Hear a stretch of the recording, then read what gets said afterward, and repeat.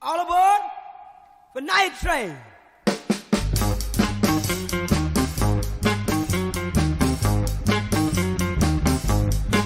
Miami, Florida. Atlanta, Georgia. Raleigh, North Carolina.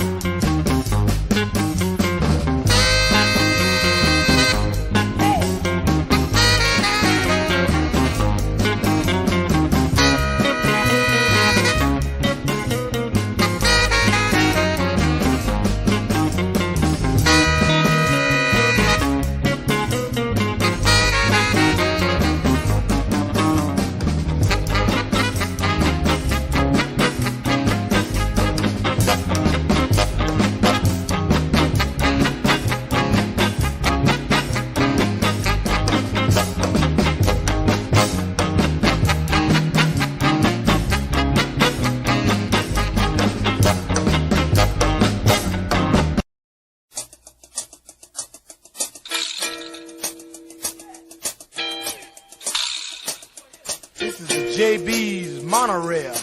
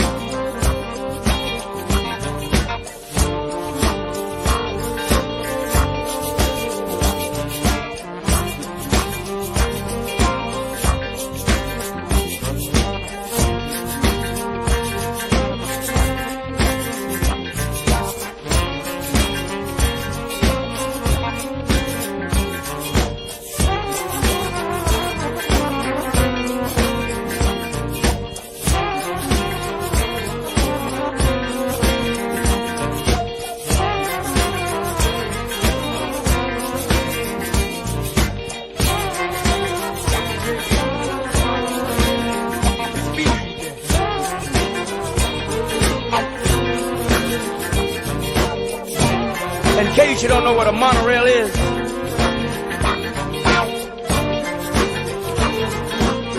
check out Expo in Seattle.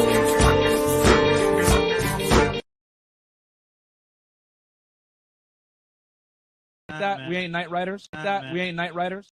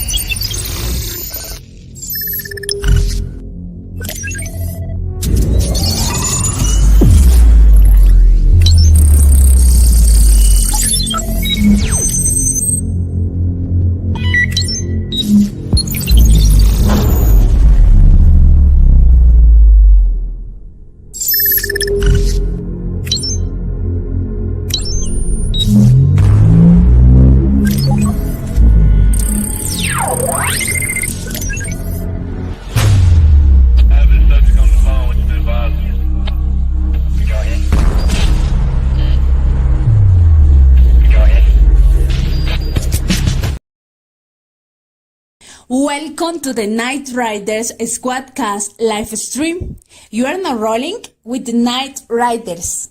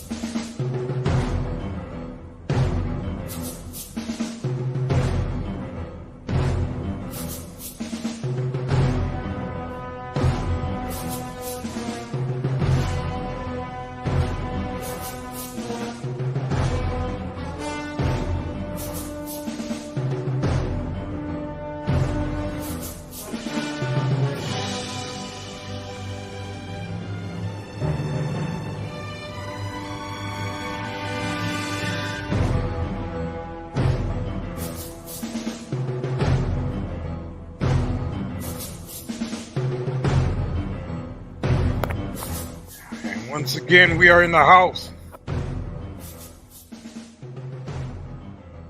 Got some people pouring into the building. Salute. Yeah. We're about to get it in tonight.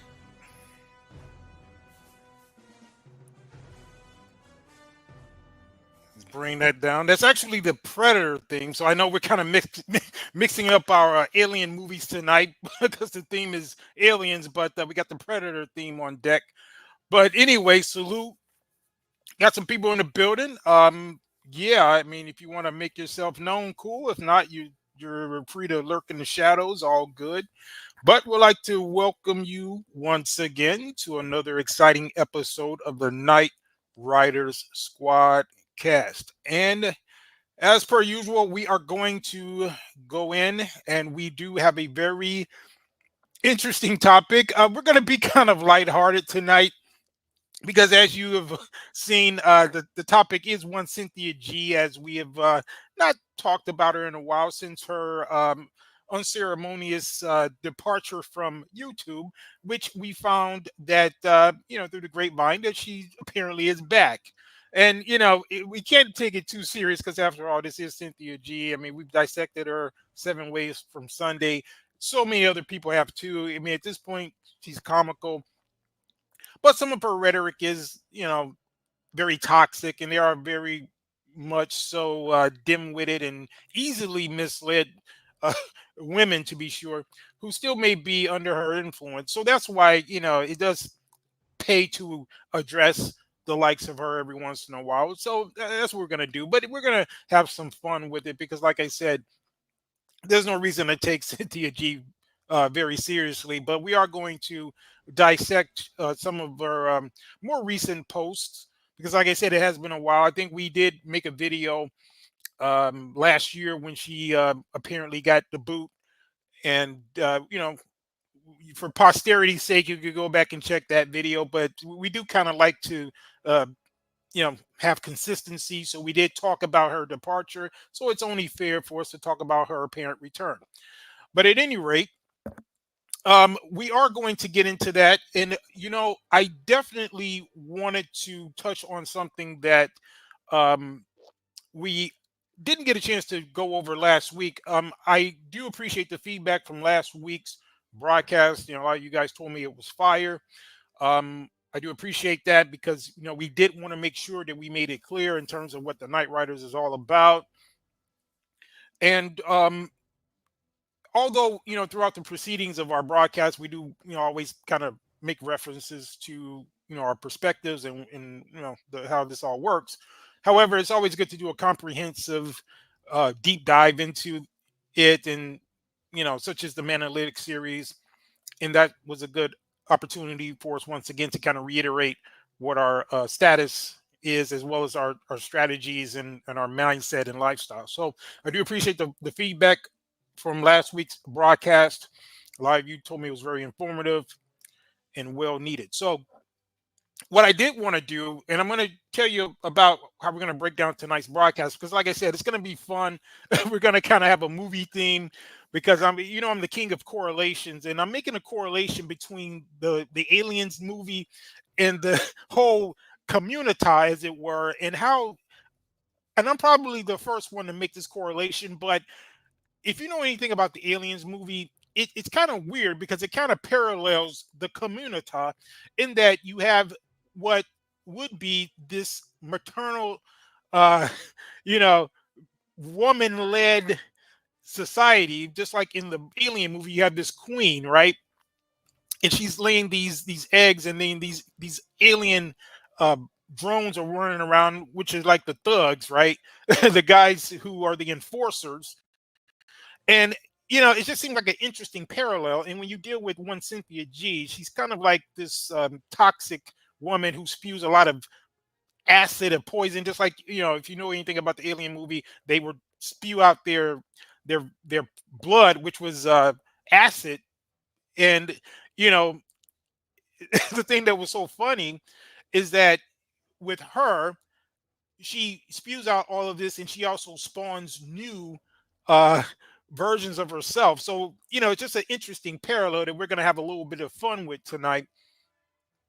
And we're going to get into that. But what I wanted to do before we do that, because like I said, this broadcast is going to be a little bit more on the lighthearted side, because we've been hitting some heavy topics in the past few weeks. So, we like to, lighten it up a bit here and there. But, although throughout the proceedings, we always kind of throw in some humor, even if we're dealing with heavy topics. But we're still going to get back on the bleach necks of the exoticals united and some of these unambiguous black women. We're still going to be circling back on the on those people. So it's always good to pull up the old villains. We can't just focus on the new villains all the time. Shadow Zulu in the building. Salute, bro. He said alien thug. Now that's a cool name for a new gangster game. Yeah, you know what? I didn't want to give them no ideas, but you know how it is over here. We're full of ideas, so it's just sometimes things just come out. But yeah, Shadow Zulu. I think somebody will probably use that moniker at some point. But we definitely want to see the correlation between this hive mentality that you see a lot of B-dubs have, and the way the community writ large is kind of designed like that, where you're talking about an ant colony or the bee colonies, and just like how it's depicted in the movie Aliens, right, where you have this queen and you have these different enforcers that are going around pretty much doing her bidding. So we're going to get into that, and like I said, we're going to make some correlations that I think you guys are probably going to think are very interesting. So it's going to be pretty cool. But like I said, before I really get into that, because that's going to be the latter part of the show, what I'm going to do now is dive a little deeper into what I was talking about last week with regard to the sigma versus the alpha male, and we're going to touch on this a little bit because there's a few points that I didn't think about until after last week's broadcast. And I think you're going to get a lot out of this, guys. We're just going to take a little bit of time briefly, and I'm going to break down some things using some films, because when I point these things out, I think you guys are going to see it. And these are some movies that you've seen before, but I'm going to give them to you in a whole new light versus the, with the sigma versus alpha dynamic. And I think a lot of you may have not been aware as to how often they play that off of each other in terms of the alpha versus the sigma. So I'm going to go ahead and give you a couple of movie references.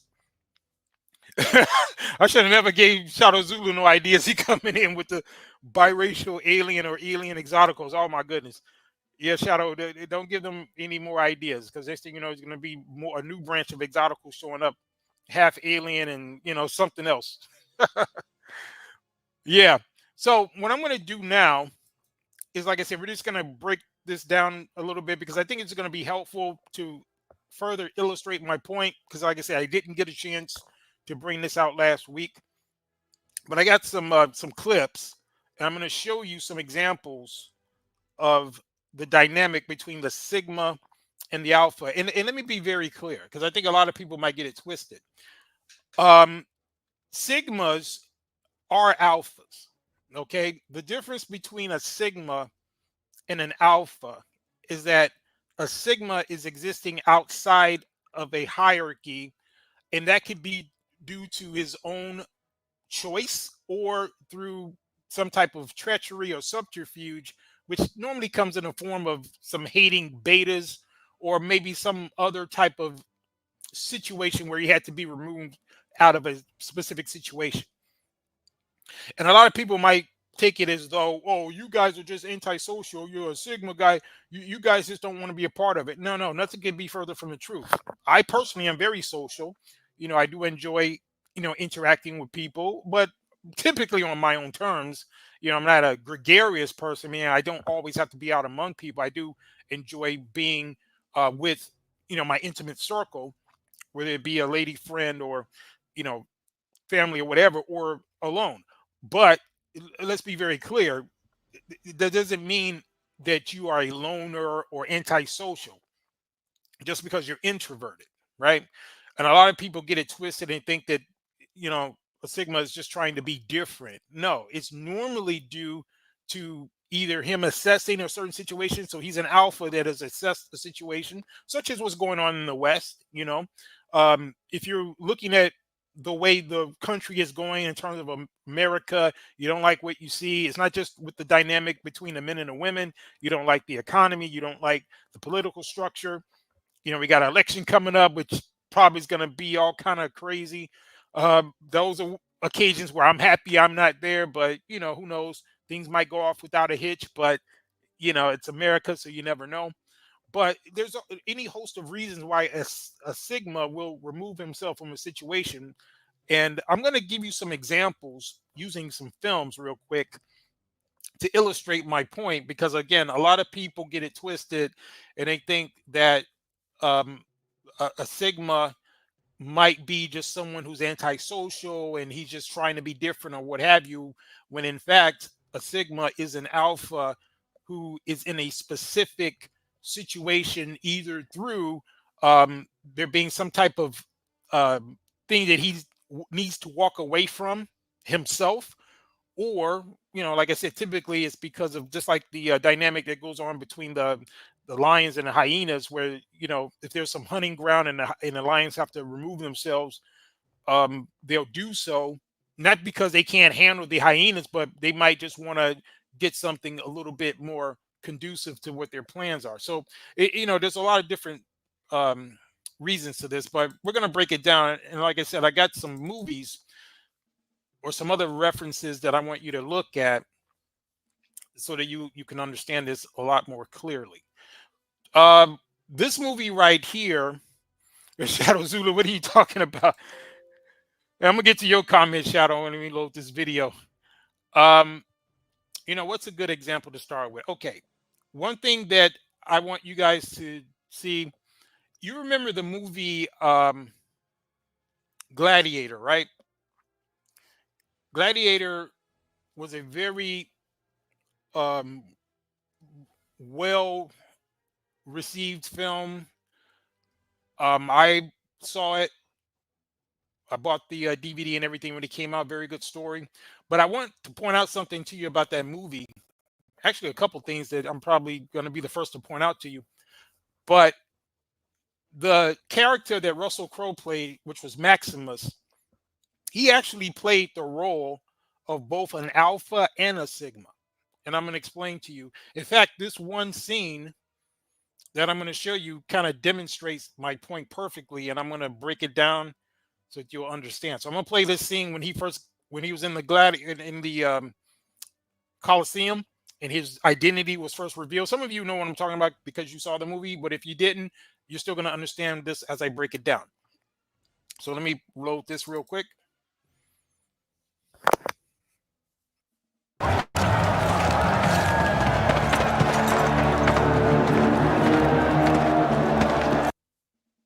And by the way, that character right there, played by Joaquin Phoenix, which was the Emperor Commodus, he's a beta. Okay, so those of you who remember the movie, his father, Marcus Aurelius, who was the emperor, who he killed because his father was an alpha. He knew that his son was basically a beta. He didn't want to pass the power to him, so he wanted to pass it to Maximus, which is the character playing as the gladiator, because he knew that he was the one who had the most honor and that he was another alpha like himself. Now, Maximus was a general in the Roman legion, so then he was an alpha. However, once he became a gladiator, he became a Sigma because of his circumstance. So I think you guys know where I'm going with this. What is Shadow saying? He said straight from Mass Effect video game. He said ABC News already leaked Kamala Harris as president by 52 on October 27 before the election day. Wow. You know what? I did hear that, bro. Yeah, it's some funny business. Like I said, watch your back, bros. All you Night Riders, watch your back that day. It's gonna be some crazy stuff going on, man. So I'm just letting you guys know. You know how we are over here. We're about the preparedness. So have your head on a swivel. So yeah, that's crazy. I did hear about that, Shadow. I'm glad you reminded me of that. So you guys watch your back. But anyway, yeah, we're gonna break down this and then we're gonna get into the main topic. But I did want to kind of just give you a little bit more insight as to some examples of how sigmas and alphas differ. But in this particular scene, you got this beta right here, who's the emperor, and then Maximus is going to reveal his identity, and we're going to play this out. King C and Red in the building, salute. Maximus, man, you and Shadow Zulu, man, I can't give you guys no new words, boy. You guys be flipping that shit. Salute to you, King C and Red. This scene real quick. I'm gonna break it down real quick. Rise. Rise.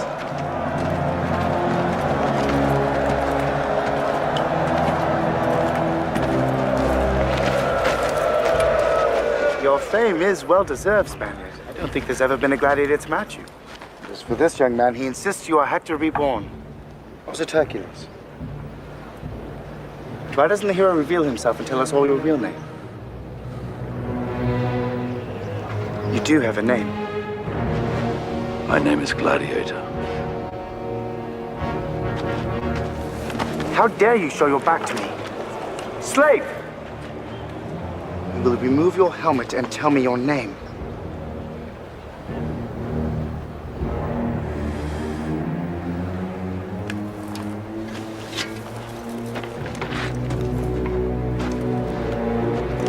My name is Maximus Decimus Meridius, commander of the armies of the North, general of the Felix Legions, loyal servant to the true emperor Marcus Aurelius, father to a murdered son, husband to a murdered wife, and I will have my vengeance in this life or the next.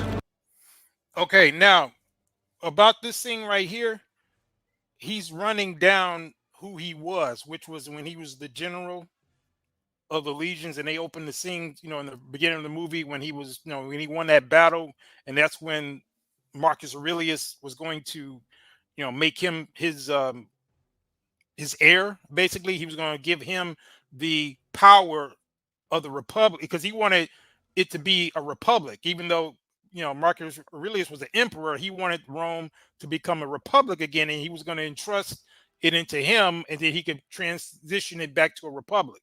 Once Commodus, that beta, his son, found out, he killed his father, and that's why he became the emperor. Now, him, they tried to kill him, and they killed his family. So he essentially went from being an alpha to a sigma through circumstance, and when he got into the arena, he was still that leader. Because a sigma, we can function in any situation, and our leadership skills are going to come back out, even though we may have been in one position and either, you know, we left by choice or forced out through some beta treachery. The fact of the matter is you're still an alpha. But the difference between an alpha and a sigma essentially is that the alpha is pretty much still in the position, whereas the sigma is pretty much adapting to whatever circumstance he's in. Yeah, it is a fire scene, but I don't think you guys may have thought about it the way I'm breaking it down to you, because this is basically the same character. He's playing two different roles. He's playing the alpha and the sigma. So that's the reason why I'm showing you this scene. Hey, look at King C and Red talking about Maximus Gluteus. This is how he was introduced. He just said his name. No, it wasn't. You're just making stuff up. But yeah, so I'm going to get a little bit more of this, and I got another couple scenes for you. Then we're going to get into that the alien theme with Cynthia G. But let's go.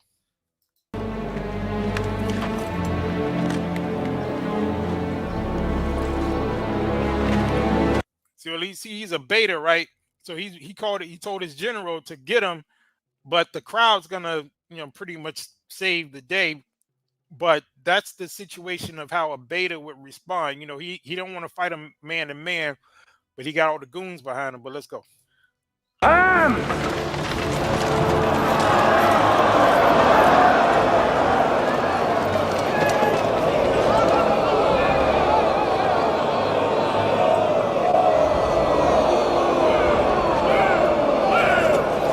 Basically, all the other gladiators that were with him in this particular scene, they're sigmas as well, because they all were, a lot of them were maybe leaders in their own lives.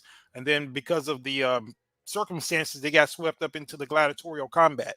So you'll see a lot of historic figures that were like that too, because the actual character that a lot of these type of movies are based on, which is Spartacus, it was the same situation with him, if you know that history, and he was a Sigma as well. But let's go.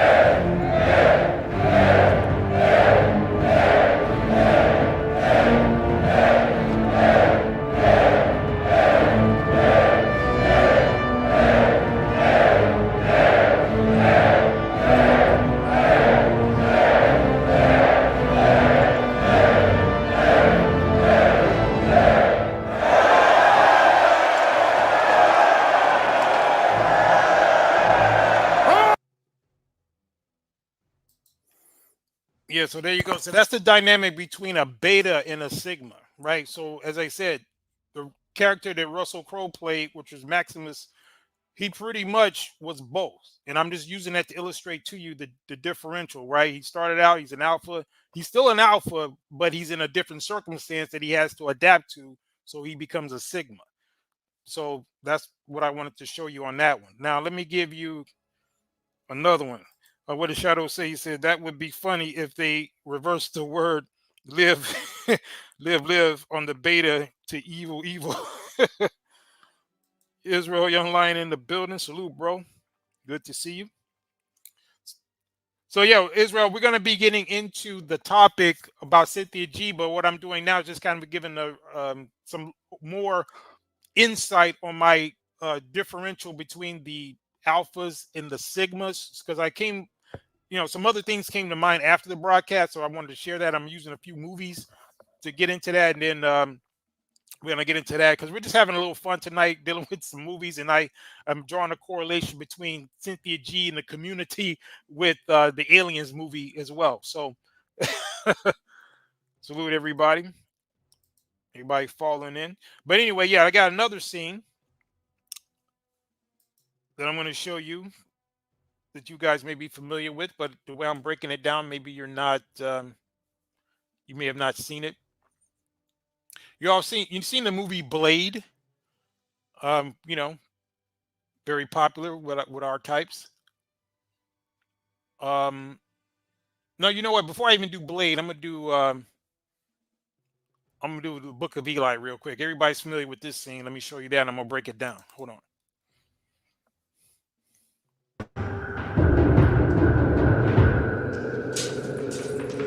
Hello?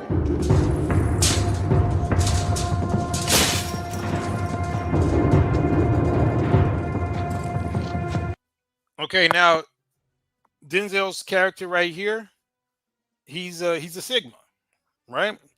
Now, if you notice in this particular scene, they have the woman here is the bait. Now, as a Sigma, you're not going to fall for that. Now, Beta would fall for that. He would pretty much be trying to find out what's wrong, all of that. So that's a simp trap. But the way they wrote this scene and the way they broke it down is the way a Sigma would have responded. So let's get it. Please, don't hurt me. Here, take anything you want. You want some food? Take it. Not gonna hurt you. Yeah? That's what the last guy said.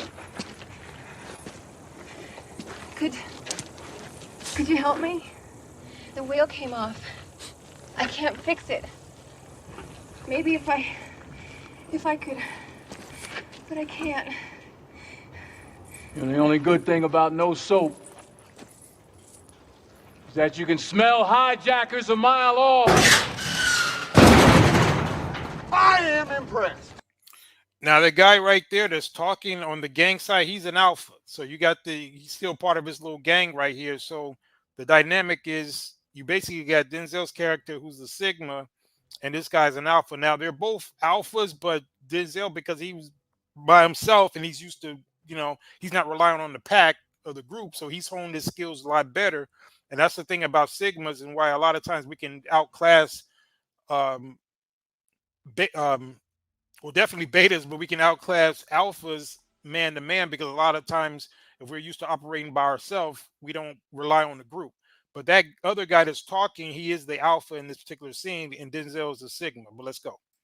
This man smelled us from 30 feet away. What's that say about our hygiene? What you got there in that pack? What pack? You got a gun. Oh, shit, it ain't loaded. No, they never are. Ain't that right, old man? So you see, they got him looking back because he didn't really want to have to fight, but you have to bring that energy. You got to give it back to him. So that's how it is a lot of times with a lot of sigmas. And I like how they wrote this scene, because that's exactly the way a sigma would be responding, because we don't want to have to engage people because we know what we can do. But, we don't have a choice. You got to sit there. Now, beta would have, just went along with everything when he told him to give him his pack, gave it that up. He probably would have tried to join the gang, all that stuff. And they would have, probably ate him or whatever they were going to do to him. That's what would happen to a beta. But the sigma, we'll see how that plays out, but let's go. Open the pack and tip it out on the road nice and slow. Can't do that. Take off the fucking pack and put it on the ground. Or die!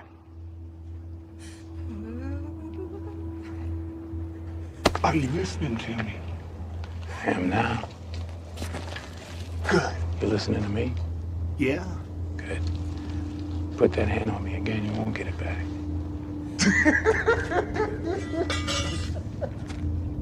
You believe this fucking guy? All right, you want to do it the hard way.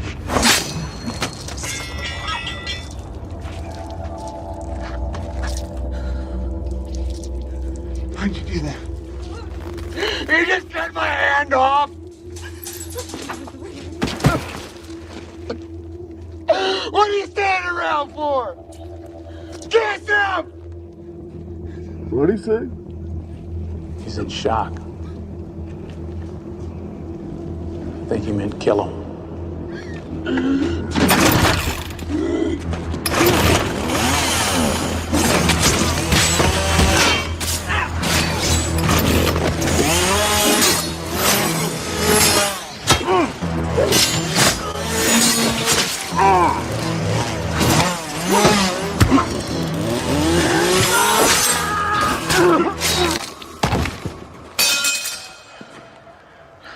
See, I like that part too. They have him throw down his sword because he didn't have to do that, but they asked for it, so we had to cut him down. But there you go.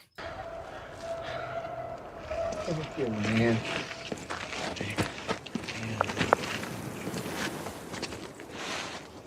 I told you you weren't gonna get that back.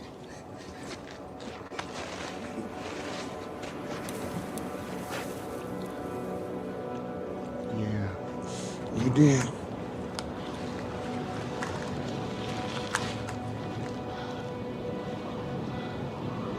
Who are you?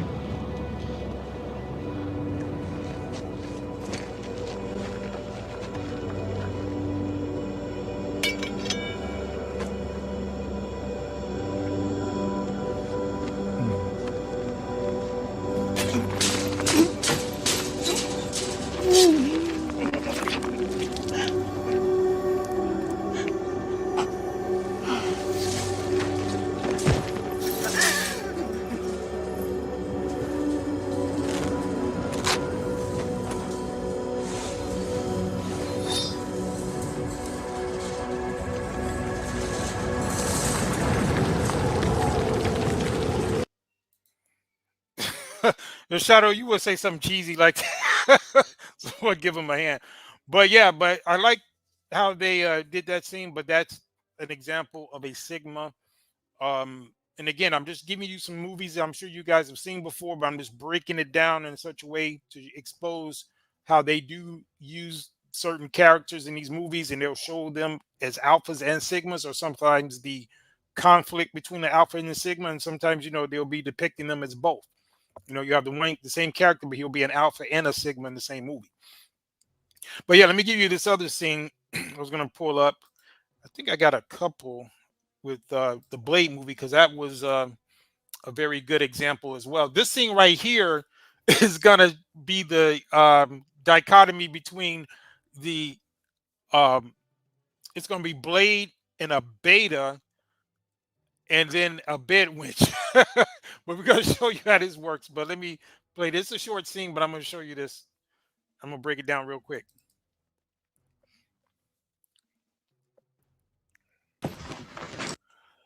You know, a girl who played this role, I actually like her in movies, but in this movie, she's with a white guy, but this cop that's gonna come in, she's gonna keep trying to defend him as Blade was whooping on him. I think you guys remember this scene, but I'm gonna break it down a little bit.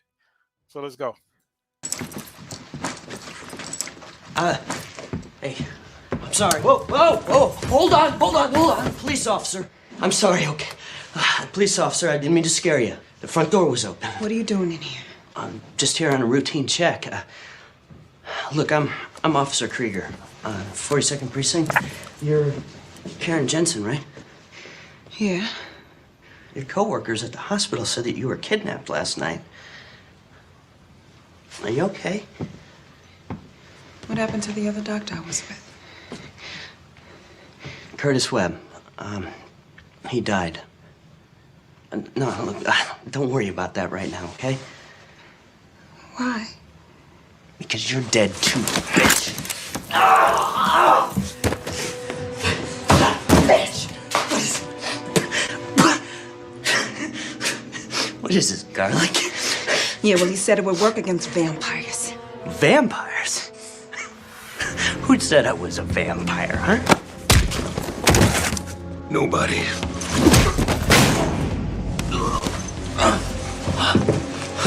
He's a familiar.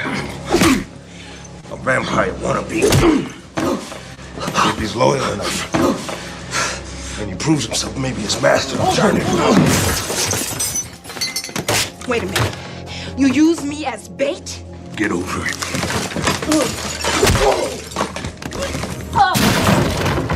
Is all that necessary? Yeah, so she's speaking up for him because she don't like Blade's beating on him. But you know, this is a dynamic between a Sigma and a Simp, and you know, in your B-dub. But let's go.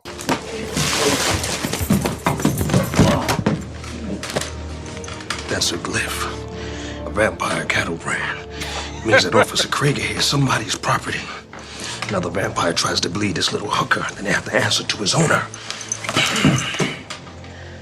Deacon Frost. We've been tracking him for a long time. Yeah, so the guy, he belongs to Deacon Frost because, you know, that shows you he's like, you know, he's kind of a beta, right? And Deacon Frost is an alpha in this. But let me fast forward to this scene right here.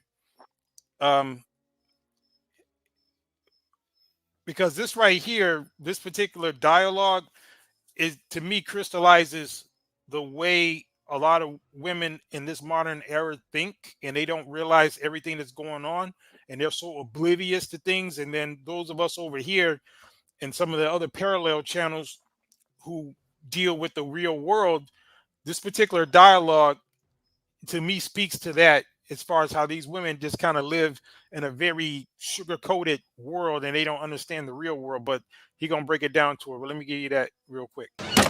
Urban Clinic. I know this place. It's a blood bank. Owned by vampires, and there's one in every city. And they always deliver. So where were you taking it? I don't know what you're talking about. Look, take it easy. I'm only gonna ask you one more time. Where were you taking it? Go fuck yourself. Fuck me, no, you suck this. So you notice how she saved him, right? So there you go. That's how the B-Dub steps in to say the day, right? That's why some of you call her the right hand or the handmaiden. So they put that in that scene, right? How she pretty much saved him, let him get away. But let's go.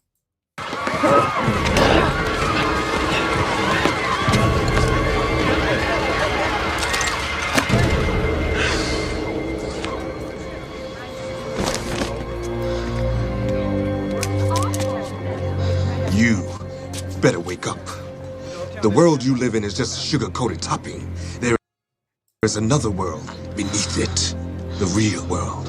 And if you want to survive it, you better learn to pull the trigger. Yep. So there you go. The world they live in is just a sugar-coated topping. If they want to survive it, they better learn to pull the trigger. See, right now it's all sweet, but we know how things are going to go in the not too distant future. Now we're looking at the things going on geopolitically with the wars going on. We studied the economy. We know at some point, a lot of these things that these women are trusting in or they are probably not going to be there. So that's that sugar-coated topping. That's why I like that dialogue that they use, because they said the world that she's living in is just a sugar-coated topping. There's a real world beneath it. And that's so many women, they living off that sugar high of the creature comforts of the modern society, but they don't realize how easily things can kind of, reverse. But let's get a little bit more. Wait a minute. I'm coming with you. You're useless. Like you said right there, she was useless. Now, in this particular movie, she actually wasn't useless, but in reality, a lot of modern women are useless. And those of us who have figured that out, again, it ain't because we can't get women in the West. It ain't because there ain't women in the West that would want us, but we've already made the assessment that they're useless for the most part. Not all of them, but we don't got time to, sort through a needle in a haystack. So we went, use our resources to go in particular areas that we felt had the women that were more conducive. But I like how they put that part in there too. What Kingsley and Red said, Maximus, man, he's still on that. Man, we on a whole different movie, bro. But yeah, but Shadow was like right hand or right or WS. But yeah, you notice how they put that in that scene, right? It was her. She kept trying to stick up for the white cop. And every time Blade was beating on him, oh, is that necessary? And then when, she let him get away and all that stuff, right? So Blade was pretty much done with her. He was about to leave without her. But it just so happened in this movie, she was useful because she helped him with his, with his cure or whatever.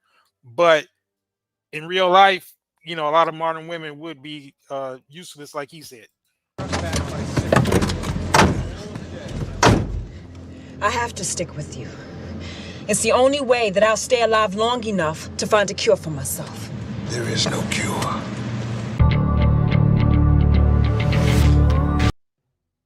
Yeah, I think I got another clip from Blade. I think it's part 2. I like this scene because it's going to be that dynamic between Alpha and a Sigma again. I think they did a good job of doing that. I'm going to break it down real quick. It's a short scene, but this is when Blade met the Blood Pack. If you remember, they had, this group of vampire hunters. They were going to hunt him, but then there was this new breed of vampires that came. So they had to team up together. And Blade, being a Sigma, he had to team up with another squad of vampires, which was led by this dude called Reinhardt, who was the Alpha. And we're going to look at the dynamic between Blade as the Sigma and Reinhardt as the Alpha. But let's go. Blade, meet the Blood Pack. Lighthammer, Verlaine, Priest, Snowman, Chupa, and Reinhardt.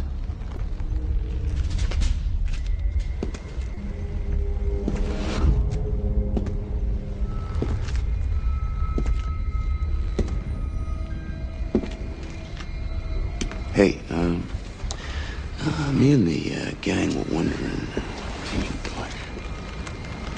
What was that? Can you blush? Here we go, Bobby. So that scene, they got him testing him since he the Alpha, he's just trying to pull his card, but Blade, being the Sigma, he gonna have to pull his card, and they're gonna show you how the power dynamic's gonna change, and that's how it can happen. And I've been in those situations too, even though these are movies, they do reflect certain situations where you have a guy who's an Alpha, and then they want to test you, but you're actually better than him at something, so you get to take that power from him, and then his crew is looking at you like as the leader. So you're gonna see that kind of play out as after this scene, he's gonna tell them he's in charge now. But let's go. I get it. I see now. You've been training for 2 years to take me out. And now here I am. Ooh, it's exciting, isn't it? Okay, here's your chance. Come on. Come on, what are you waiting for?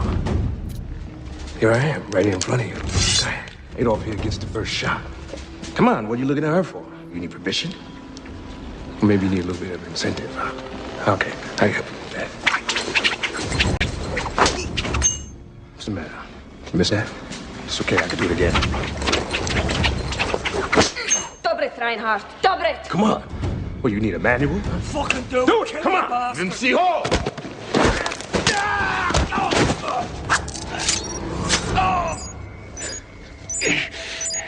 Now you got an explosive device stuck to the back of your hand. Silver nitrate. Rigged to go off if anybody tampers with it. I'll have the detonator with me. And you so much as look at me wrong. From now on, we work as a unit. You be taking orders from me. Any questions?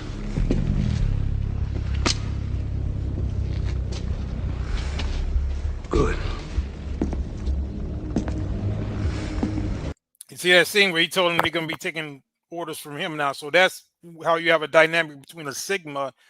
When he humbled the Alpha, now he becomes the Alpha of the group. So that's normally how that works. You want to catch the hunter? You start with the prey. We'll target all the night places where vampires congregate. Blood banks, safe houses. Bigger the better. So, what's first? The House of Pain. Yeah, so those are just some examples that I want to show you guys. Oh, you know, I got one more. I want to show you. This one is kind of historic, you know, for those of you who, you know, believe some of the scriptural narratives, you know, like a lot of us believe that there are actual archaeological evidence and that there are, you know, there are facts to some of these biblical stories. And even for those of you who may not believe, that may listen to this, there's a lot of allegories. There's a lot of good information in the scriptures. Now, the dynamic between King David and King Saul. King Saul was the Alpha. King David was a Sigma.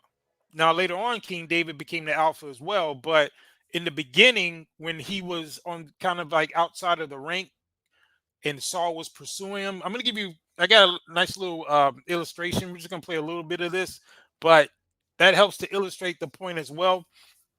And again, I'm just giving you guys some examples I'm sure you never thought of, but if you know, pay attention to what I'm saying, you'll probably look at, you know, this a whole different way.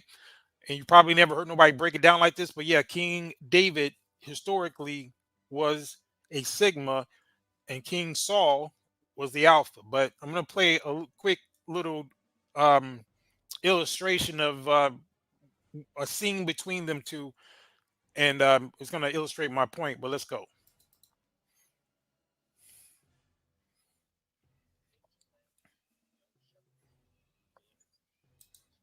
Yeah, let me go ahead and load that. Oh, and by the way, you've heard of the story of David and Goliath. In that particular scenario, Goliath was the Alpha and David was the Sigma in that particular breakdown as well. But I'm just going to play this real quick. Shepherd boy named David was chosen by God for a great purpose. Little did he know that his journey would lead him from the quiet pastures of Bethlehem to the throne of Israel itself. As David tended his father's flock, he learned. Yeah. He returned to the fields. One day, the destroyer. Oh yeah. But I.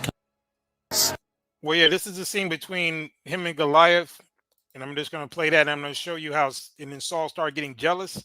So that all plays out like a lot of situations in real life between a Sigma and an Alpha. But let's go. Played the harp. The evil spirit left Saul, and he was refreshed and well.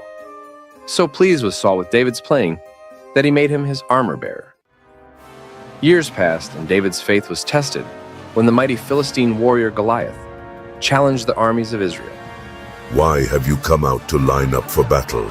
Am I not a Philistine, and you the servants of Saul? Choose a man for yourselves, and let him come down to me.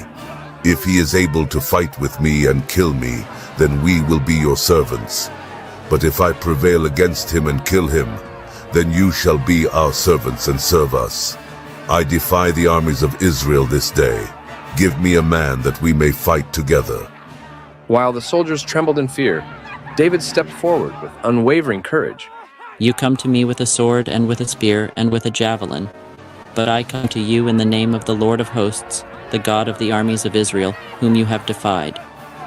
With a single stone and a slingshot, David struck down Goliath, stunning the Philistine army and inspiring the Israelites to victory. David's fame spread throughout the land, but his path to the throne was fraught with danger. King Saul was consumed by jealousy and sought to...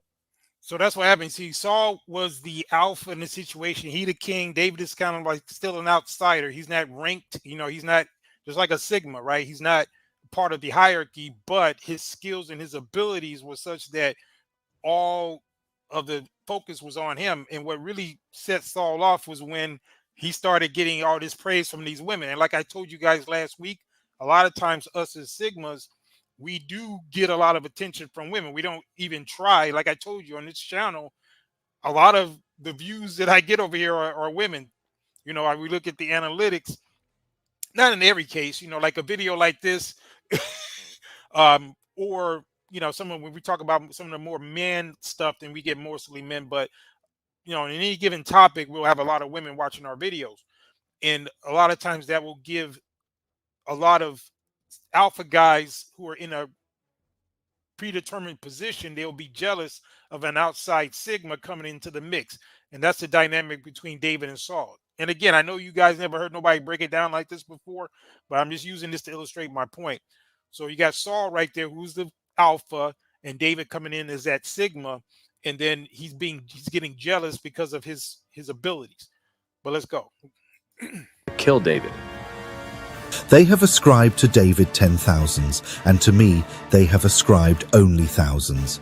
Now what more can he have but the kingdom? This was after the women had sung praises to David. See, there you go. That's that scene. And it was written about in the scriptures too, about how the women were singing songs about, David's conquest versus Saul's, and then that's what kind of set him off. One day, the distressing spirit from God came upon Saul, and he prophesied inside the house. So David played music with his hand, as at other times. But there was a spear in Saul's hand. And Saul cast the spear, for he said, "I will pin David to the wall." But David escaped his presence twice. Saul offered David his older daughter, Merab, as a wife, hoping that the hand of the Philistines would be against him. But he later gave Merab to another man called Adriel. Meanwhile, Saul's younger daughter, Michal, had developed a deep love for David. Saul, pleased by this development, saw an opportunity to use Michal as a pawn in his plan to bring about David's downfall. Yeah, so then if David was a simp, then that would have worked, but it didn't work. If you know how the story played out, him being a Sigma, even though Saul tried to use his daughter and all that, it didn't work. But anyway, that just pretty much illustrates the point. I hope you guys enjoyed that breakdown. It was just some examples that came to mind after, I thought about that whole dynamic between the alpha and the Sigma. And I wanted to give you some historic and some, film depictions to further illustrate the point. But anyway, what did King St. Red say? He said, women said Saul has killed thousands, David has killed 10,000. Yeah, that's what set him off. Apparently, that's what really, because he was the alpha, right? So Saul was the alpha, he the king. And so you got some upstart, David, who was the Sigma. He wasn't ranked, he wasn't, a prince. He definitely wasn't the king. He was just an outsider initially who had all of these accolades, who actually surpassed the king. And like I said, that gives you the dynamic between what can happen between a Sigma and an alpha who's already established, and then the Sigma shows up and he has superior skills, and then people start giving him attention, and then that alpha starts getting jealous, and then normally how it would play out is that alpha, the old alpha, is replaced with the sigma, who becomes the new alpha. You see what I'm saying? And then Shao Zulu says maybe if he sent Big Booty Keisha, it might have worked. I don't even know if Big Booty Keisha was a thing back then. So that seems like something in the modern time. I don't think Asian people cared as much about that, to be honest. But anyway, that's a interesting point, Shadow. But guys, we're gonna get into the main topic, and that is with this Cynthia G. We're gonna do a nice quick, well, maybe not so quick, because we're gonna really go in and kind of dissect her, just like that scene in Aliens, when they had that little alien on the table and they were dissecting that alien. You know what I'm talking about if you saw Aliens. So we're gonna do that. So let's go ahead and get that queued up. So let me see which, because there was one video that she came out with, right? I didn't look at all the things she posts, because she's not posting this regularly, because I think she's just kind of trying to keep a low key. But when word got back to me that she was posting videos, I was like, okay, we're gonna have to take a look at that. You know what I mean? So we're gonna go ahead and get that going. Oh, you know what? A better way to start this out with than a quick scene from Aliens. So we got this one to me, that little short scene, one of my favorite scenes from that movie. So let's play a little bit of that just to set the tone. So let's.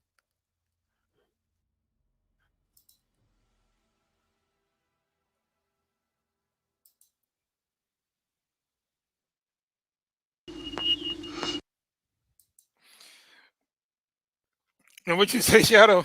He said David saw Big Booty Keisha when he was looking out his window watching her bathing in the water. So, no, you're talking about Bathsheba. Now, I'm not even sure if he saw her booty. He probably just saw her breast. He saw her washing herself, so she must have looked mighty good to him. If you know what he did after that, he got into a lot of trouble after that. But yeah, Bathsheba. Yeah, I'm not sure what part he saw, but whatever he saw was enough for him to do what he, what I mean, get her husband set up and all of that. So, well, yeah, let's get a little bit of this. Big booty Bathsheba. Going 6. on, you know what I mean? Can't be. That's inside the room.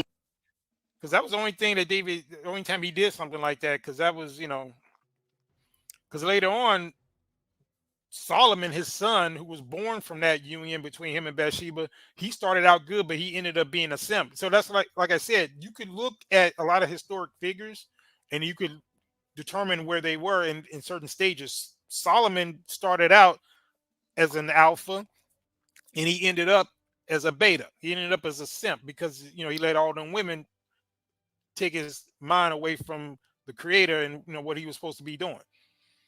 It was Shadow say, he said he couldn't get enough of that. Yeah, that was a problem. So, but David, that was the main time he got into some beta energy when he did that. But other than that, he was solid. He was either a sigma or an alpha. But yeah, he kind of slipped up. But anyway, let's go.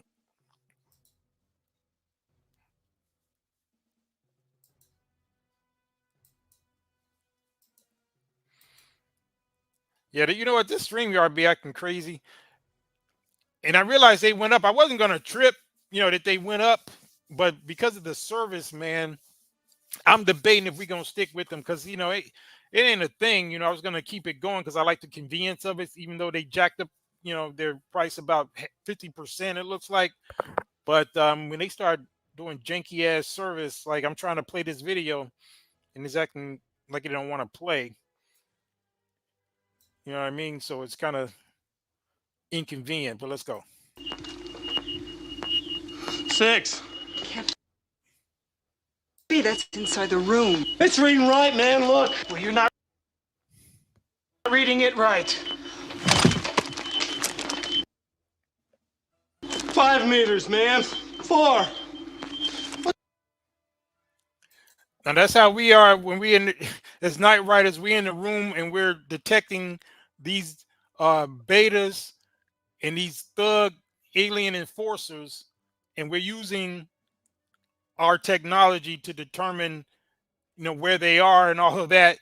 And so I want you guys, as I'm, making this correlation, to kind of put you in the state of mind like you're kind of like these space marines, and that's kind of how we are as the Night Riders. And we gotta, when you're in around the community, that's like being on a foreign planet, right? Because it's ran by the Keishas, it's ran by these alien queens like Cynthia G. And you guys are gonna have to get yourselves out of that situation however you can. So that's why I'm going to show you this scene. You may have to metaphorically do some of what you're going to see in this scene. But let's go.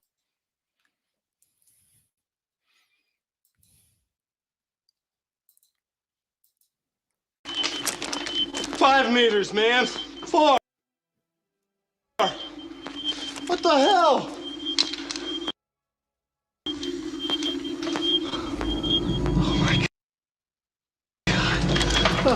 Give me the light.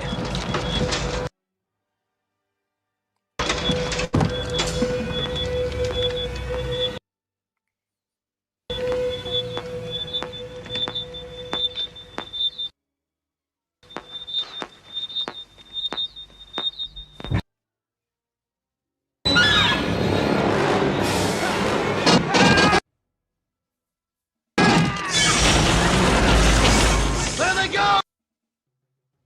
There, get him! Come on!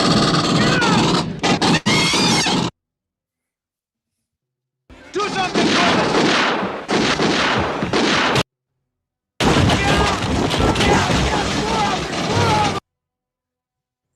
Medical! Get to medical! Do it! No! That's it!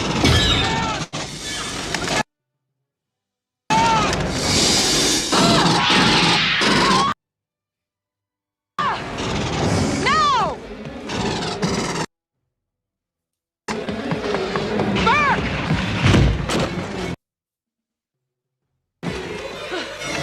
Open its door! Burke! Open it!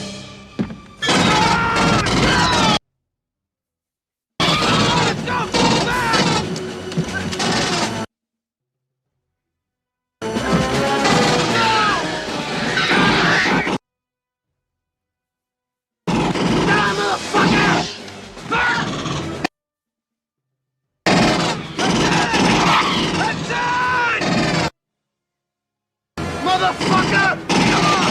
Come on! Get it, baby! Come on! Come on! Come on, you bastard! Come on, you too! Oh, you want some of that? Fuck you! Ah! Fuck you! Yeah, it kept stopping. But anyway, that's how you're gonna have to metaphorically, that is, you're just gonna have to, blast your way out of it, through your situation, making sure that you're not victims of that alien invasion, with the the spawn of the inner city B-dubs.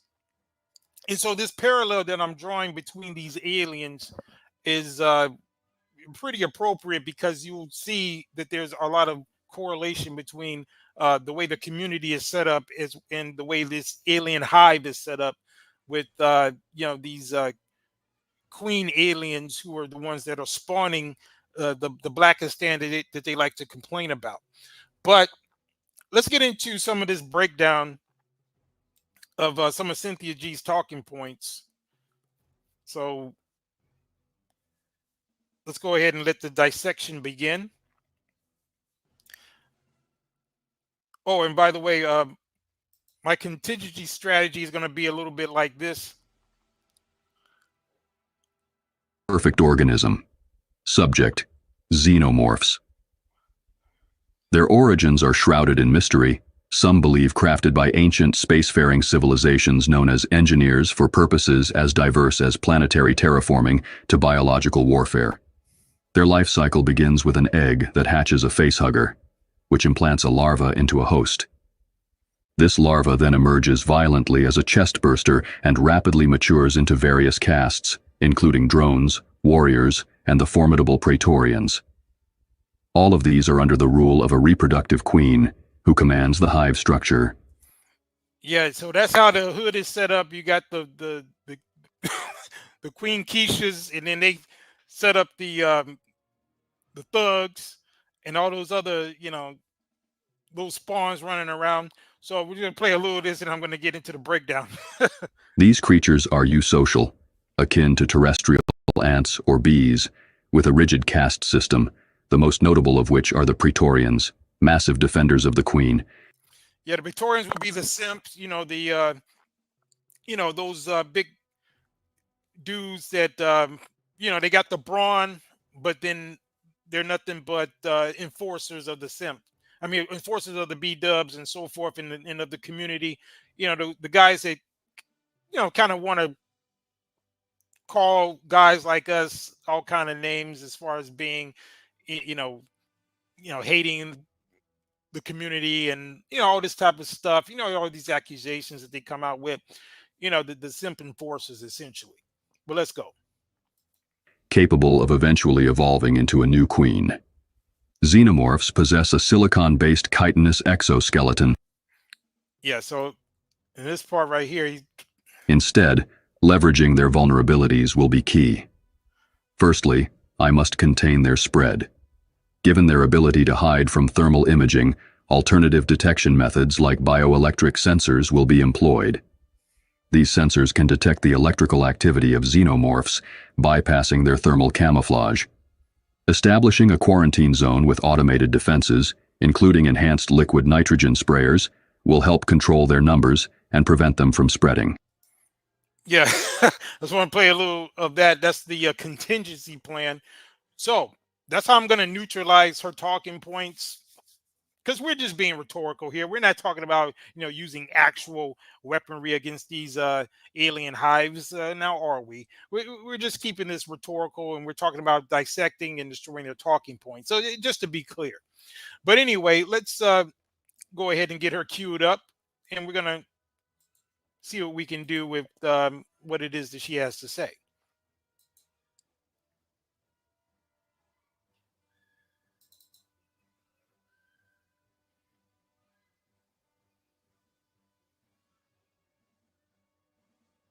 Now, in this particular video, guys, she These invasive.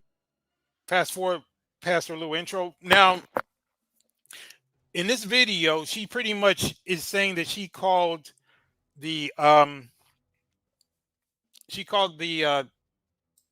protective services, or the what was it? The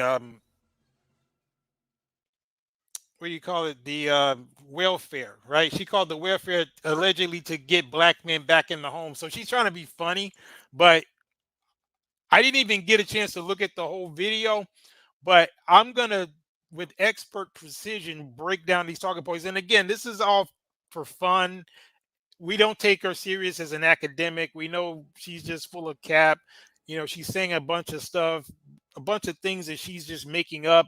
She doesn't have data or facts, and she just keeps regurgitating the same stereotypes. But what we're going to do is have fun, and we're going to use this little kind of, she's trying to be, like I said, trying to be sarcastic or funny by trying to claim like she's calling welfare to try to get the black men back into the home, right?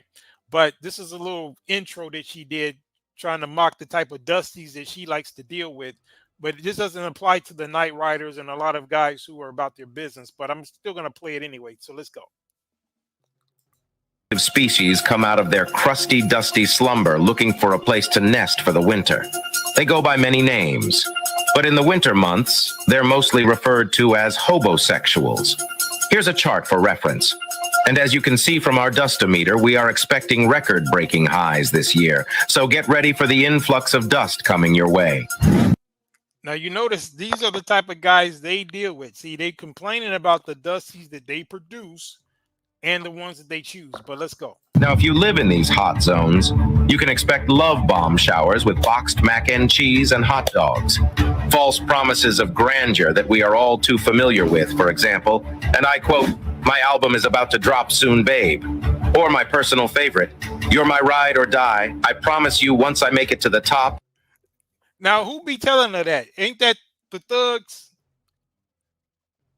You guys who are about your business, you know, you work in your jobs, you know, you into tech, you work for the city, you work in the financial industry or whatever you're doing, you ain't telling no broads you got an album coming out, right? You're handling your business, or you got some other things you're doing. You might be investing in crypto, you might be investing in real estate, whatever you're doing. So who exactly is the one that's telling these broads that they got an album coming out? Who is the dude that needs to sleep on their couch? Them the guys that they be complaining about, but then they want to extrapolate that to all of you as if, see, they don't make any distinctions. Like David Carroll used to say, they don't make any distinctions. They just go ahead and paint with a broad brush. You could be about your business, but this guy right here, this picture, this is the guy that they're dealing with, but then they want to try to put it on you guys. But let's go. I'ma make you my wife. Yeah. Let's get back to it. Some nocturnals come with a mirage of infinite thrust power. Others may even come with temporary waves of actual decent human behavior. You can see them simulating tasks like cooking, cleaning, taking out the trash, doing the laundry, and folding them. It's almost like they are capable of mimicking functioning human adults. Please be aware that once they grab on, they leech onto you, your car, and your house. As we've seen from previous. But you notice they're the ones who raise these guys. They're the ones in, I'm drawing another correlation. They said they leech onto you, right? That's like those face huggers and aliens. You see what I'm saying? I told you, man, I'm going to make a correlation you guys ain't never heard. The way that she's describing it, whoever wrote this, right? They're talking about how they leech onto them. They pretend like they something, then they latch on. That's how those face huggers do, and then they incubate, and then they knock them up, right? Just like those aliens do in that movie. So I'm just letting you guys know that the correlations are deep, and we're going to keep going, but let's get it. Reports, these are all a farce. And each and every year, the levels of audacity get stronger and stronger, making it more difficult to repel them. Don't allow them to get into your home or they will never leave. The good news is you can do something about it. We strongly advise to get strapped with your Dustbuster 3000. Get your protective gear in order by remembering this acronym. SBE, Standard Boundaries and Expectations. And all they do is kind of copy, you know, what people in the manosphere were doing, like Obsidian and other guys were making commercials for years, and then Cynthia G and them, they decided to get their little goofy commercial together. You know, everything that they try to say is just, like Israel Young Lion said before, it's just a projection, and they literally will hijack or take talking points from what we say and try to regurgitate it back against us. Like, for example, a lot of what Cynthia G would do, she would take insults and then try to repackage it and put it on us. Like, for example, Corey Holcomb, which he had a back and forth with before, and he was basically roasting her. And on his show, he normally would say, he has this thing where he'll call certain females nothing as bees or nothing as bitches. And so what she did, she took that and then started calling men that, right? But the funny thing about it is that she can't even come up with her own authentic insults. She'll take numerous things that we will say, and then she'll just try to remix it and try to reapply it to the men when it don't even apply the way that it applies to them. But I just wanted to point that out because they're doing these little commercials, but the manosphere, for example, have been doing that for years. But let's get it. Like having a job, having a home, taking care of his kids. Whether he's involved majority of the time or only part of the time, he should be taking care of his offspring. And you know what's weird? She keeps trying to, and I'm assuming she's the one that wrote this. I don't know. She probably bit this from someone else as well. But what's so irritating is that they are so ignorant that they don't even realize how behind the times they are with these talking points when we have all the data, all the information, such as the CDC, and all these different places, which proved how black men are the most active men. We pulled this out before. I showed you the data. I showed you the reports. We went into the granular detail, showed you how black men rank against all other men in the numbers, and black men are way better as far as being involved than white men, especially Hispanic, because I think Hispanic men came in last and black men are at the top of the list. But she can come up with these goofy ass talking points, just like the rest of them, and keep regurgitating it, even though it's not even in reality. And I'm going to body bag one of her little points a little bit later, and I'm going to show some real world proof as to why a lot of what she and other women like her is saying is straight bullshit. But let's get a little bit more. We're going to let her make her case, and we're going to break it down. And that's all we have for you today. Winter is certainly coming. Regardless of the season, whether you call them a nab, homosexual, or a bandit, a bandito in Spanish, these parasites must be tamed at arm's length. Don't let the winter bug get you ladies. Stay safe out there. 13 miles from Paul Bullard's home is a public housing project in familiar red brick, Perry Homes. It is like most such projects in most... And she's playing a clip from welfare history, and I got one for her too. So I don't know which one this is, but I'm gonna fast forward it because I want to get to the part where she's talking about she's gonna call welfare, and we're gonna break this down. Let's get it. 12 months out of the year, then 3 months, which during the summer when construction work, you can make a decent living. So when were they providers? Let's call Washington states. We'll call Olympia. Yeah. Okay, so she keeps trying to ask these goofy questions. When were they providers? Now, number one, she needs to be asking, when was her baby daddy a provider? Oh, wait a minute. It's hard to provide when you already got 6 other kids by 5 other women, or is it 5 other kids by 6 other women? I don't know. But it's kind of weird that she's so concerned about what the community is doing writ large. Meanwhile, she's making such boneheaded decisions as to get inseminated by a guy who's already stretched thin, and she don't have the economic fortitude to even understand that by definition, if you get impregnated by a Negro that's already got 5 baby mamas, that you're not going to get the resources that you would get unless he's a multimillionaire, which I don't think he is. But even if he was, he's still not going to be able to provide for you to the extent of his resources because he's spread thin. But apparently mathematics isn't one of her strong suits. But it's weird that she's so concerned about the community at large, but she's not even making proper decisions on her own. And she's putting herself and her offspring at a disadvantage by getting impregnating and standing in line behind 5 other women to get knocked up by a guy by the name of Robert Perkins. But let's go. We gonna call Washington's. Please wait while we connect your phone call. Thank you for calling the state up to continue in English. Press or now she can do little goofy stunts like this, but she can't provide a quality mate or sire of her child. And she's going to be bitter because of her poor decision making. Now, all of a sudden, all black men aren't taking care of their kids, which is total bullshit. But it's funny that they want to create this narrative based on a sample size of men that they're able to deal with. Because let's be frank, a lot of us who are about our business, resourced, looking at the world for what it really is, we don't want to be associated with a woman like this because we know that she's nothing but dead weight. You know, at best, you know, you might roll around in the hate with her. I don't think I would even do that with her, but the bottom line is she's always going to be in that particular position when it comes to a man who's about his business. She's going to be reduced to the Robert Perkins of the world because of the decisions that she's made and the attitude that she has. But unfortunately, that scarf is wrapped so tight around her head as to hide her predetermined baldness. You know, she can't figure this out, but she want to make little goofy videos like this of her calling welfare. But let's get it. one. DSHS, this is Jen. Can I start off by getting a first and last name, please? Hi, my name is actually Mary. I'm calling. I have a question. Okay. So I'm calling. So a man's supposed to spend his life waking up to a woman's voice like that. Is that supposed to be sexy? I mean, is that maybe that's the reason why she's not able to land the type of men?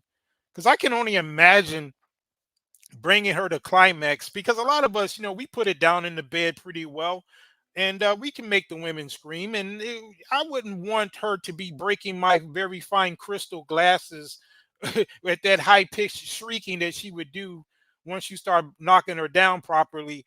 I don't know if I could take the high pitched nasally sound that would be emitting from her as you pounded her down. I'm not sure I would like that. So that might be part of the reason why she can't land a quality man, and she has to try to extrapolate her poor decisions to all of you guys being ain't shit Negroes. But let's go. Because I wanted to sign up for benefits. I'm currently pregnant, but my child's father to be told me that if I get on welfare, they will put him out of the home. So I was just trying to see what the criteria is, because I do need the services right now, but I don't. Knowing her, this could probably be true. She's trying to act like this is a fake call, but this is probably her situation for all we know. But let's go.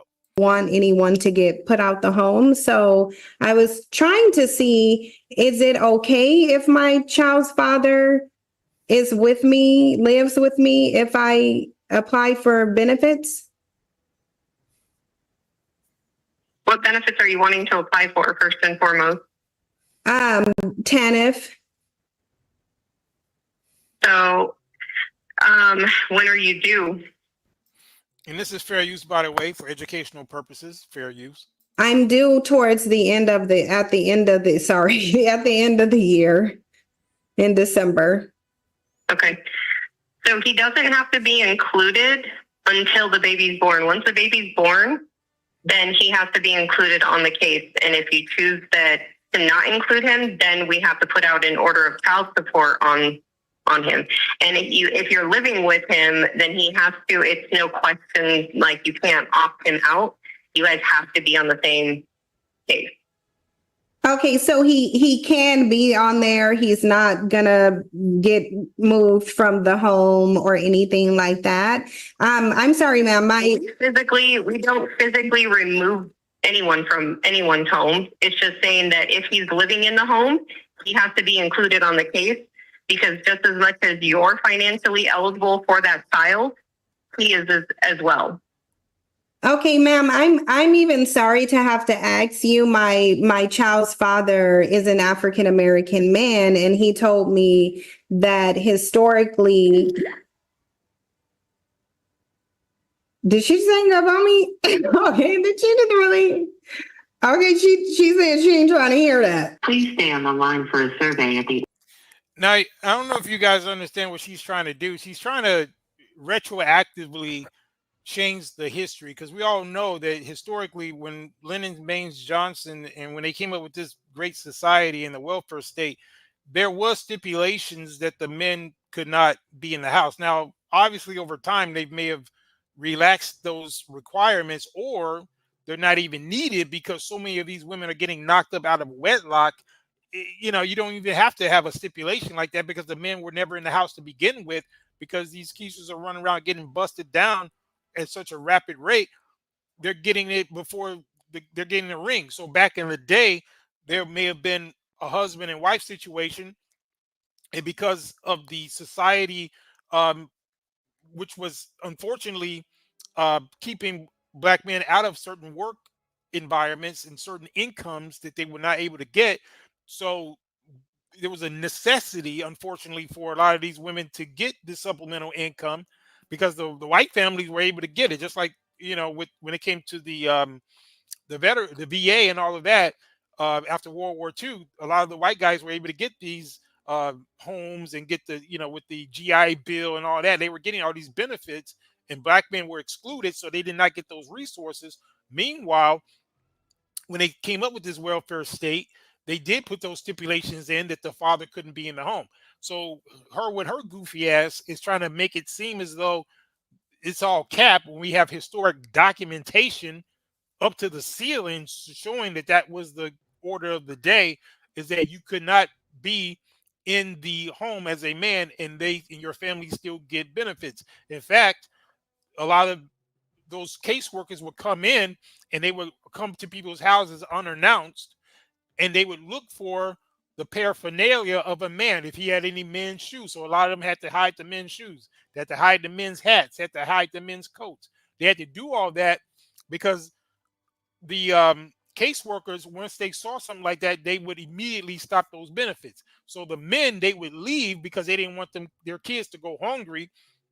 They would come through, and they used to work it out when the women were on the team with the men, and they would just try to time, and they had the whole block looking out for the caseworkers, right? Because normally those caseworkers would be white, and they would show up, and then the whole block would be looking out for some strange white person showing up, and then they would network and let them know and call down to somebody's house, or they see somebody on the block, and then that's when you see these fathers leaving, right?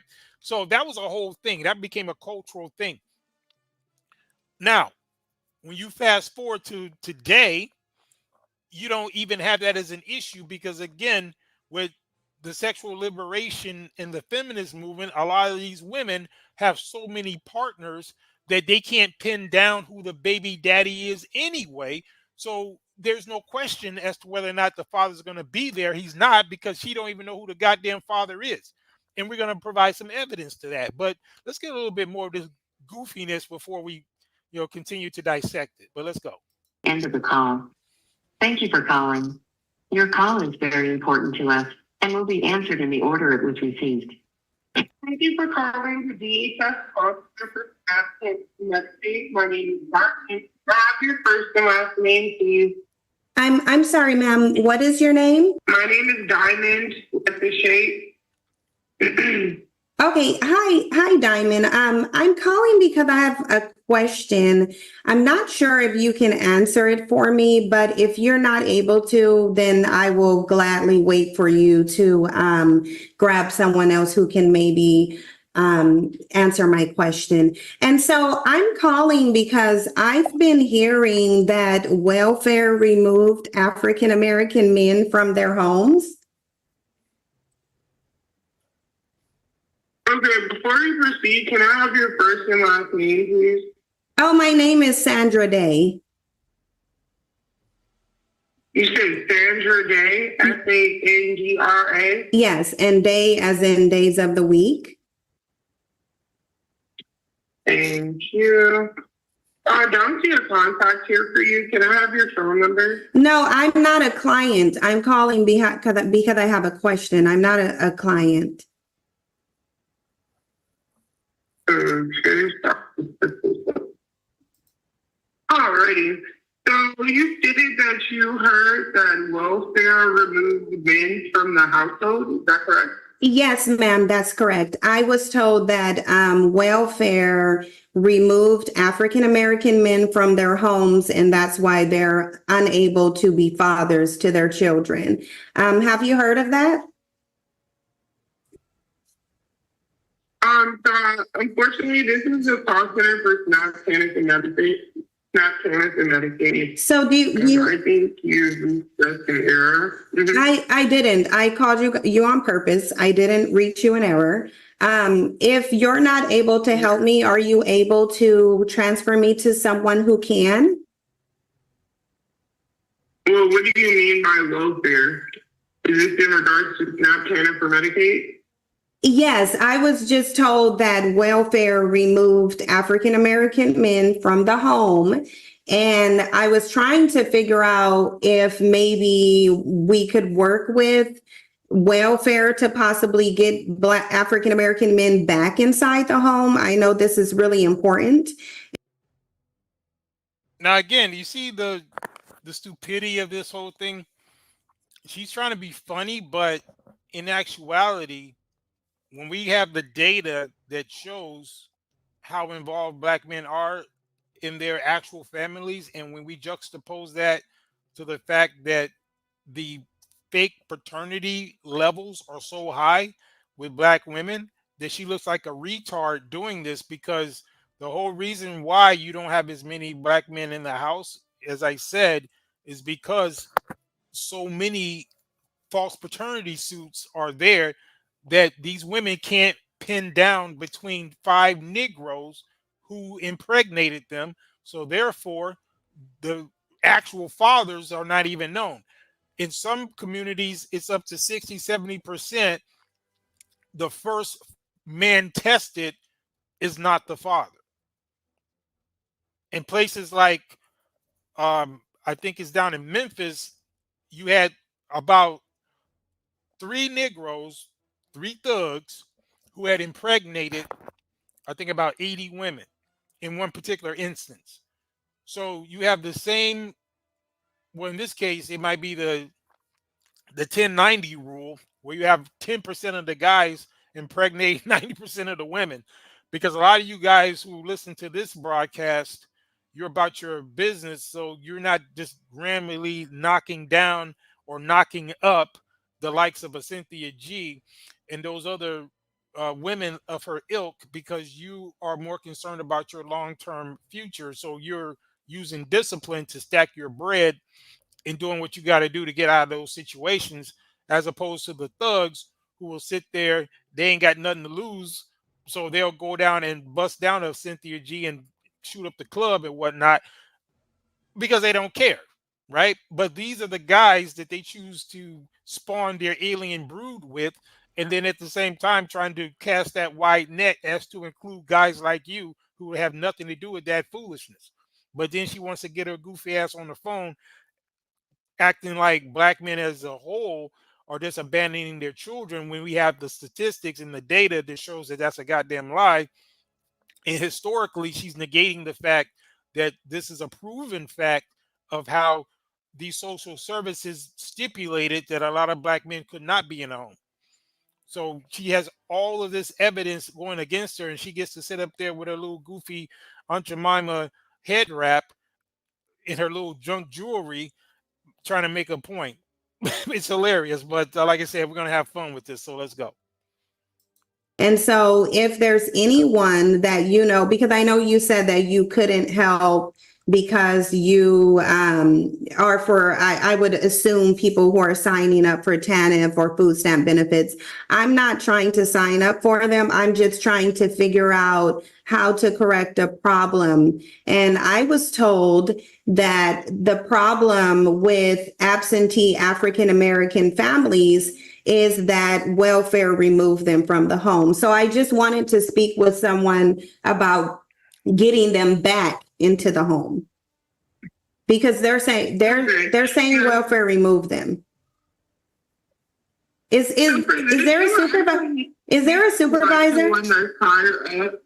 Yes. Yeah, that's what I was gonna say. Actually, I don't have a way. I don't know who this woman is that working there, but she sounds like that Charlie Brown character. She can mumble mouth as I don't know what. She probably one of them Cynthia G listeners. She probably, I'm sure she might even recognize her voice. But anyway, let's go. Transfer you to a supervisor, but the supervisors are always ready and available at the service center. You can go to any of our service centers and speak to a DHS representative or a supervisor directly, where they will be able to further advise you in person on this matter. Right, but I'm not in this state, so I don't have the ability to just come there. I don't want to buy a plane ticket just to get some answers over the phone that could be provided. Ma'am, can I ask you a question? Have you heard of the notion that welfare removed African American men from their homes? Unfortunately not. You haven't? Do you know anybody there who has that I could talk to? Because I thought confidence for SNAP, TANF, and Medicaid, this is not a physical location. Right. Unfortunately, I don't have a way to get you to a director or supervisor directly. But what I can give you is the direct line to our suggestions. Well, if there's suggestion/complaint, it is the same line. Okay. But you can reach out to them directly, and they'll be able to further advise you on how they can. And another thing, you know, as we got Cynthia up here, you know, back on YouTube doing this little goofy shit, how the hell did she get back on YouTube? Because last time I checked, there's a lot of guys who still removed off of YouTube who didn't do half of the chicanery as she has. So, we're just having fun with this, but it does beg a very serious question. How is it that she can call for the extermination of a whole sector of people, i.e., black boys, and then she gets back on YouTube with her little goofy head wrap, doing all these little dumbass antics? So it's just kind of funny that the alien queen was able to come back in Aliens Part 2 and get back on YouTube. It's pretty fascinating. And then what did Shao Zulu say? Said 2 planted her back. Yeah, they replanted her back. What's that? Is it Prometheus or what's that part? I didn't see the movie, but what was that movie about? I think it's Alien 3, or I forget what part it was. I think it's called Prometheus, wasn't it? Some storyline like that. The alien came back because of some scientists. I think that's what she is. She's the alien queen that was supposed to have been taken out on Part 2. And you notice, guys, in the thumbnail, we got that white woman saying, "I will take you off YouTube again," because it was a white woman that took off the first time, just like the Sigourney Weaver character in the Aliens movie. Told you guys, we over here doing this correlation you ain't never heard. So that's why we made sure to put that on the thumbnail. So, it's kind of like, she's being regenerated. And they got this alien life form back on YouTube, but we're here to point it out. And like I said, we may have to go in like the Space Marines and take care of business. But let's get it. Work with you further on this matter. Well, ma'am, phone number and an address. Excuse me, ma'am. I definitely want the phone number. But I'm specifically, ma'am, I'm just trying to get these men back in the home. They said welfare removed them. And so I thought the logical thing to do would be to call welfare and ask welfare to put them back because they said that they were removed. So I would need someone who's familiar. Yeah, Shao Zulu is good. This time it's going to be an army of Sigourney Weavers coming after her, just like maybe like in the Alien movies, there's going to be another Sigourney Weaver coming after her. Yeah. Here with that. Like this is said to be like a community-wide issue. So I thought that we could work together. And if you're not able to work with me, then if you could connect me to someone who could work with me, because I think it's really important to have fathers in the homes, don't you think? Yeah, it is important, Cynthia. That's why women used to have enough common sense to pick the right type of man. They would pick a guy who didn't have 5 or 6 baby mamas, right?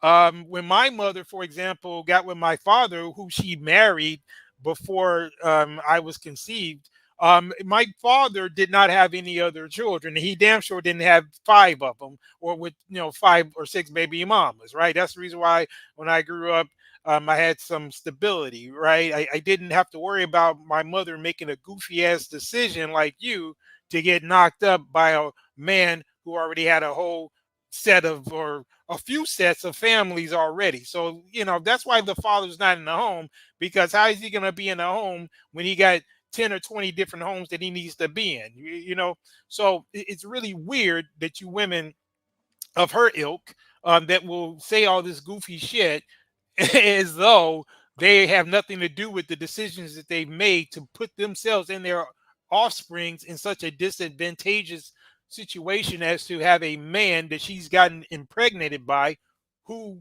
by definition is not going to be there for all of his children at all times. Now, I'm sure, to some extent he can kind of jump around and spend some time with them, but by no means is he going to be able to focus on any one of his children as much as he could if he only had, say, one child, which would, for example, be the child that he had with her. So he's not going to be as an active father. And for her goofy ass to be up here with that Aunt Jemima do-rag on, trying to make it seem as though it's just black men in general leaving their families, as opposed to her and goofy bras like her making these dumbass decisions, it's fascinating. But let's get some more of this. And if welfare, yeah, unfortunately, here at this at my employment, I'm just not able to express my personal opinions and things of how I personally feel. But for you in this matter, I think the best step would be for you to reach out to our Office of Program Review, Monitoring, and Investigation. That's the phone number that I'm going to give you, but also I'm going to give you their address and their email. So the ones that are going to be able to further assist you directly, so that way they'll be able to further advise you. So do you think... I just don't have any further information to offer. I do apologize. Okay, so do you think that they would then be maybe willing to investigate whether or not welfare indeed removed them from their homes? Well, that's their office. It's Office of... You see how stupid this broad is? I mean, this is, I know we're clowning her, but this is actually really stupid because, again, all you got to do is do a little bit of research and you can look up the actual policies that were in place doing those Greater Society programs, which they initiated under Lyndon Baines Johnson back in the 60s. And you could look this up. You could read and see what the stipulations were. There are videos. There are a lot of different points of entry that you can go into to see what the stipulations were with regard to the requirements to receive welfare benefits. This is one of the worst kept secrets out there, but this goofy broad is trying to get up here in 2024 and act as though that the main reason that the men are not in the household is because welfare is still enforcing those same things that they did from its inception, as opposed to now those type of enforcements are not even necessary because the women themselves have removed the men just by virtue of them talking about they're strong and independent and they don't need no man. The fact that a woman will say that and say that she don't need a man, she's the one that's breaking up the family. She's the one that's leaving the family. So for all this bullshit that she's and women like her is trying to say, as far as men leaving the household or leaving the family, it is the women who claim that they're strong and independent and they don't need no man. And we got documentation I'm going to pull up that we're going to show that these women were saying this even back in the 80s. How they don't need a man. Once you say that, you are essentially leaving the family. It has nothing to do with the man leaving. You've already determined that the family's going to be a broken home because you're saying you don't need a man. Goofy as hell, but let's go. Program review, monitoring, and investigation. Okay. So once you reach out to them, they'll be able to let you know what they can do for you exactly. Okay. Thank you for calling. Your call is very important to us and will be answered in the order it was received. Good afternoon. Thank you for calling the CHS call center for staff Canada for Medicaid. My name is Aida. Can I please have your first and last name? Yes, my name is Sandy Day. Sandra, but I go by Sandy. Okay, Sandra, how do you spell your last name? D-A-Y, like the day of the week. Okay, thank you. Got it. Thank you. And Ms. Day, can I get a good phone number and email for you? I don't give my email out, but I can give you my phone number. I don't want anybody emailing me. No problem. What is your phone number? It's 503-73. I wonder if her baby daddy can still email her, but anyway. 05-0652. Okay, thank you so much for providing your information. And Ms. Day, how can I assist you today? So I'm actually calling to see about qualifications for benefits. And I was told that one of the qualifications was that I couldn't have an African-American man in the home. Is this true? Is it goofy as hell like the person going to answer? She's going to say you couldn't have an African-American man. So I guess any other man you could have in there, but you couldn't have an African-American man, right? What? Absolutely not. So does I was told that welfare would require that my African-American partner could not be in the home, and that in the past welfare removed them from the home. And I just wanted to make sure that's not going to be the case, because I do have an African-American man is my child's father. And I just. Yeah, he's actually the father to other African American children as well. So he's not just the uh, father to your offspring, as is the case with a lot of thirsty women like yourself, Cynthia. You do um, share men in the community, so get used to that. Want to be able to have him in the home and feed my child too, but I was told that African American men aren't allowed to be in the home if they get welfare, and I wanted to know if that was true. That's not true. Have they ever removed African American men from the home? Do you know? Because my African American partner, he sent me some videos on it, and it looks like they were saying in the 60s and the 70s that the welfare just took Black American men out of the home. And so I just wanted to make sure that if I apply for welfare, that he's going to be able to stay in the home. Yes, he will. As long, and unless they, if you apply for like cash assistance, they will go after him for child support. Will they remove him from the home? And if so, like, how do they remove?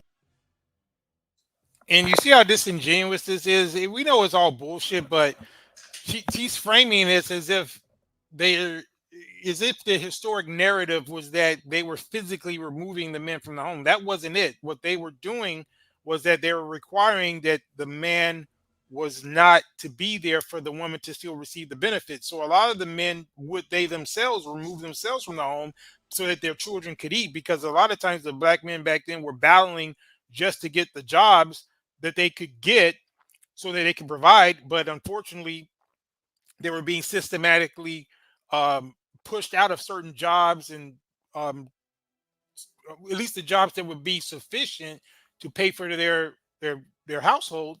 So a lot of them had to make the very tough decision to limit their own involvement to be in the household, because they knew that if it was known that they were still in that house, their benefits to their children would get cut. That's what they did. So it wasn't about a physical removal for these guys. And furthermore, if you listen to what the woman's telling her, they're kind of still doing the same thing, because the woman's even telling her, I think the other lady told her the same thing, but her goofy ass keeps trying to make this little gotcha moment.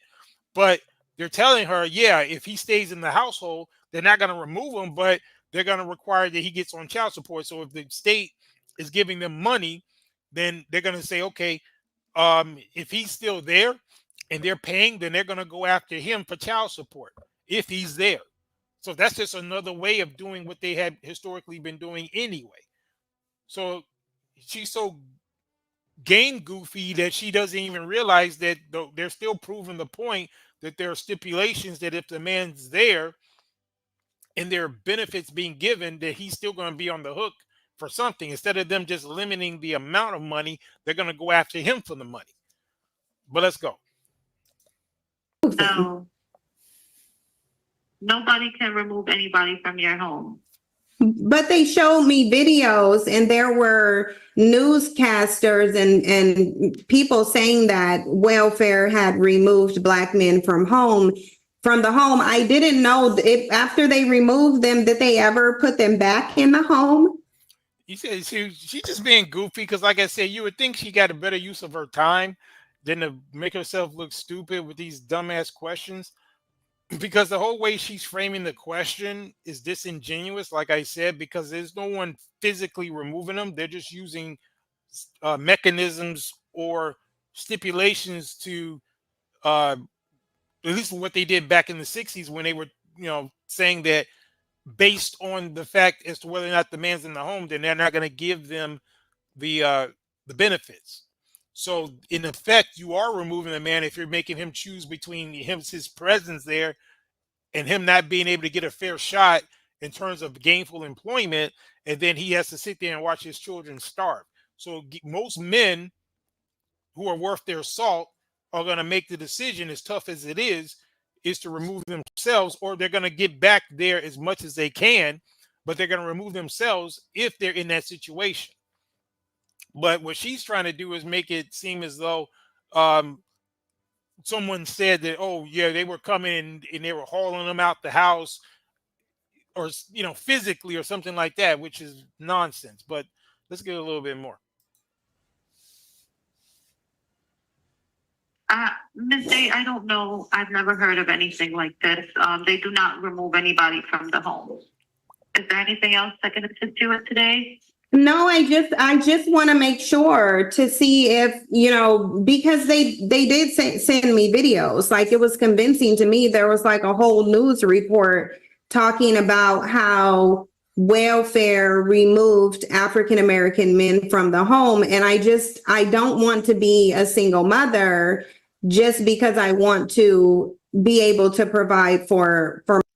Well, the best way to not be a single mother, Cynthia, I know you're trying to play a little role here, but in reality, the way you would have prevented from being a single mother is to require, whether it was Robert Perkins or whatever Negro you let run up in you and skied up the club, you should have gotten the ring and the marriage first, but you're so thirsty to get beat down.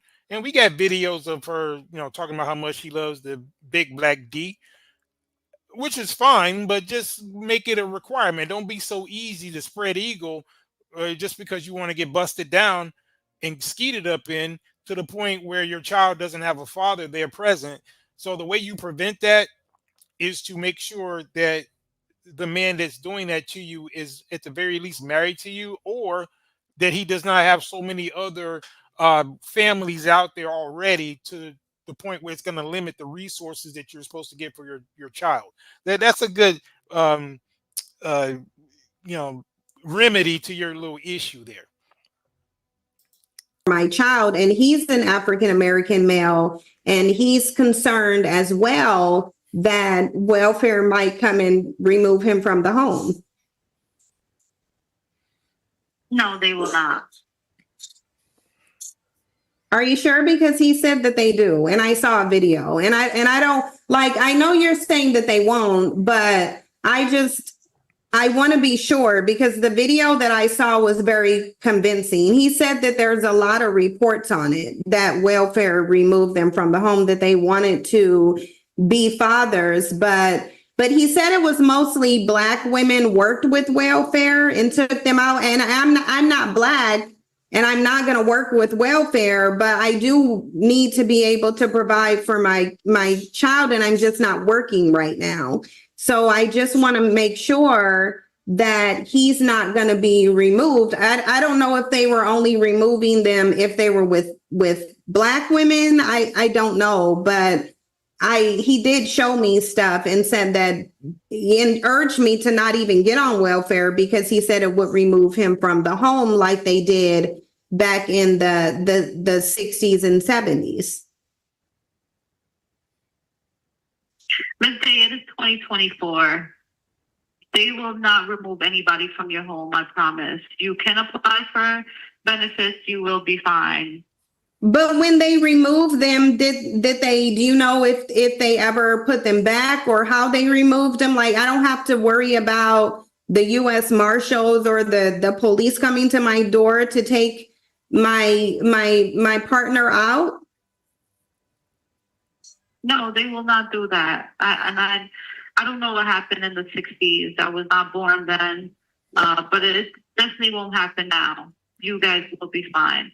Okay, so even right now, if I apply for welfare and we live together, he can still stay in the home? Yes, absolutely. And they won't take him out. He can just stay there, and then what happens? Now, they already told a goofy ass that they're going to hold him accountable if he's there and they're getting benefits, that they're going to take child support from him. They already told her that like 2 or 3 times. I don't know if you guys caught it, but she's just essentially doing a prank. But she's going to take what this woman is saying and try to use that to try to say, see, they've been lying. They weren't removing them from the home, which again, that's not even the question. No one's talking about physically removing anybody. We're talking about creating a circumstance by which the resources are going to be limited, or like what's going to be happening now is that they'll take the money from the guy. So that's what they're essentially telling her. See, that's the reason why she's not going to want to deal with those of us over here, because she knows she'd get body bagged and then we'll see right through her little goofy shit that she's trying to pull. But she likes to talk to, intellectually incompetent, thuggo type guys.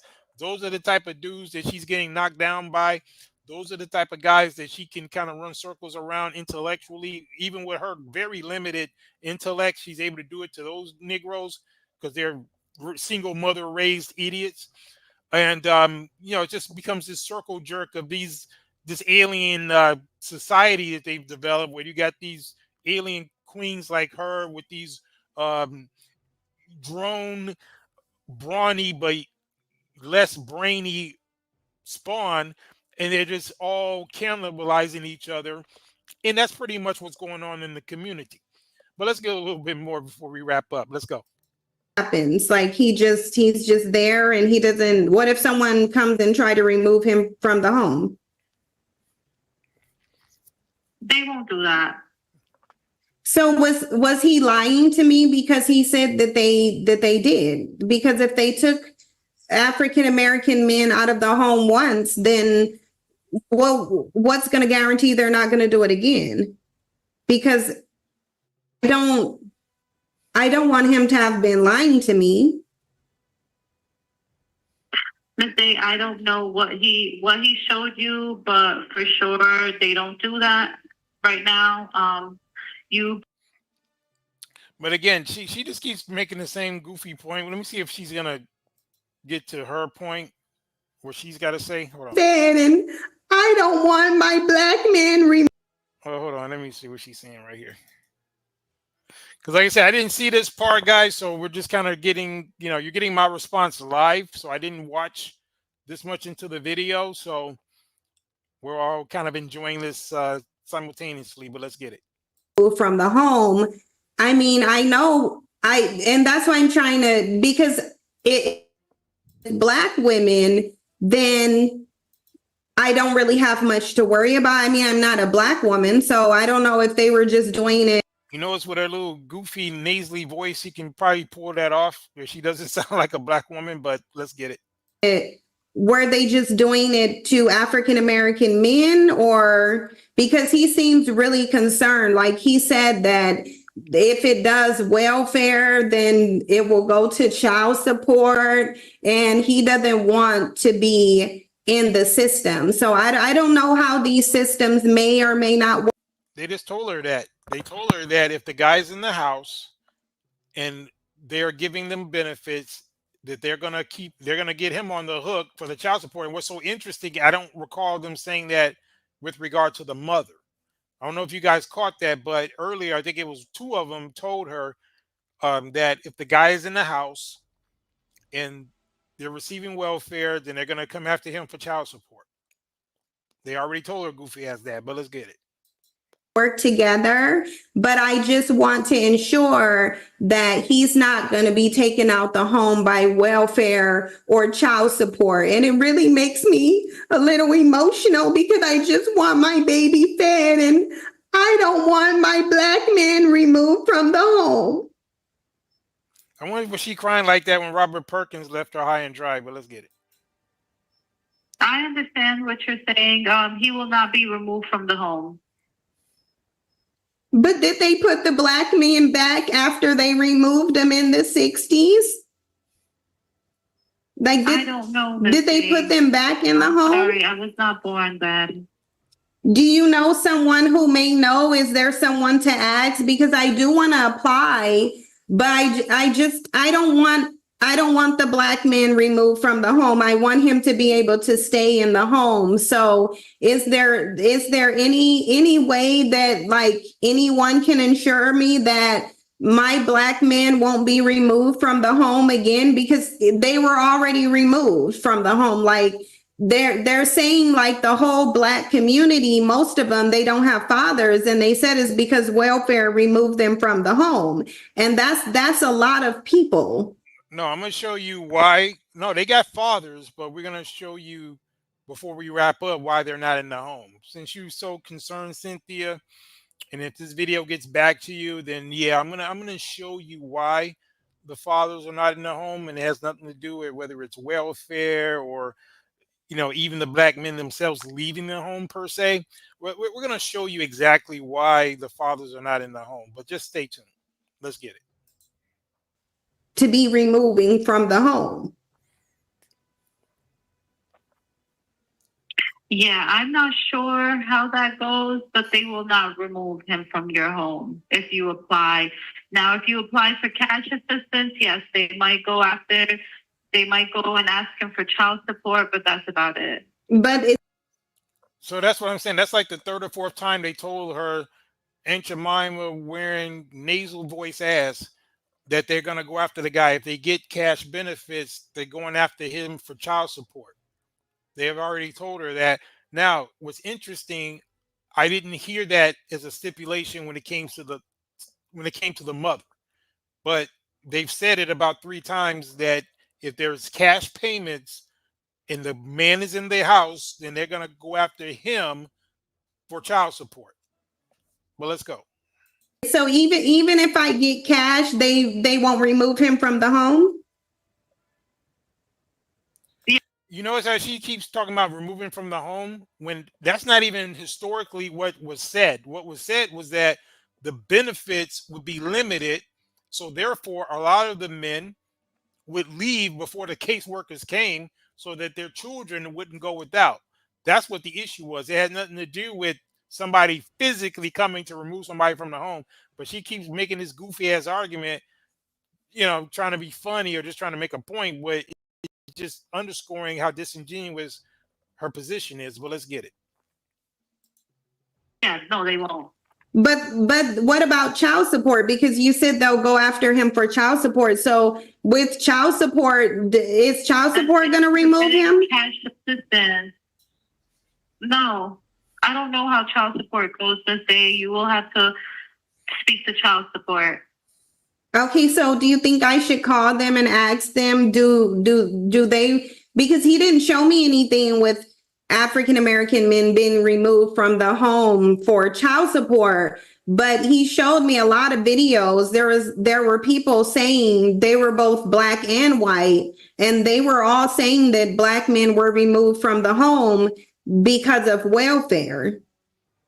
And I just don't want that to happen to me, because I know that you said it's 2024, and it is, but my Black man said that they will remove him from the home if I get on welfare.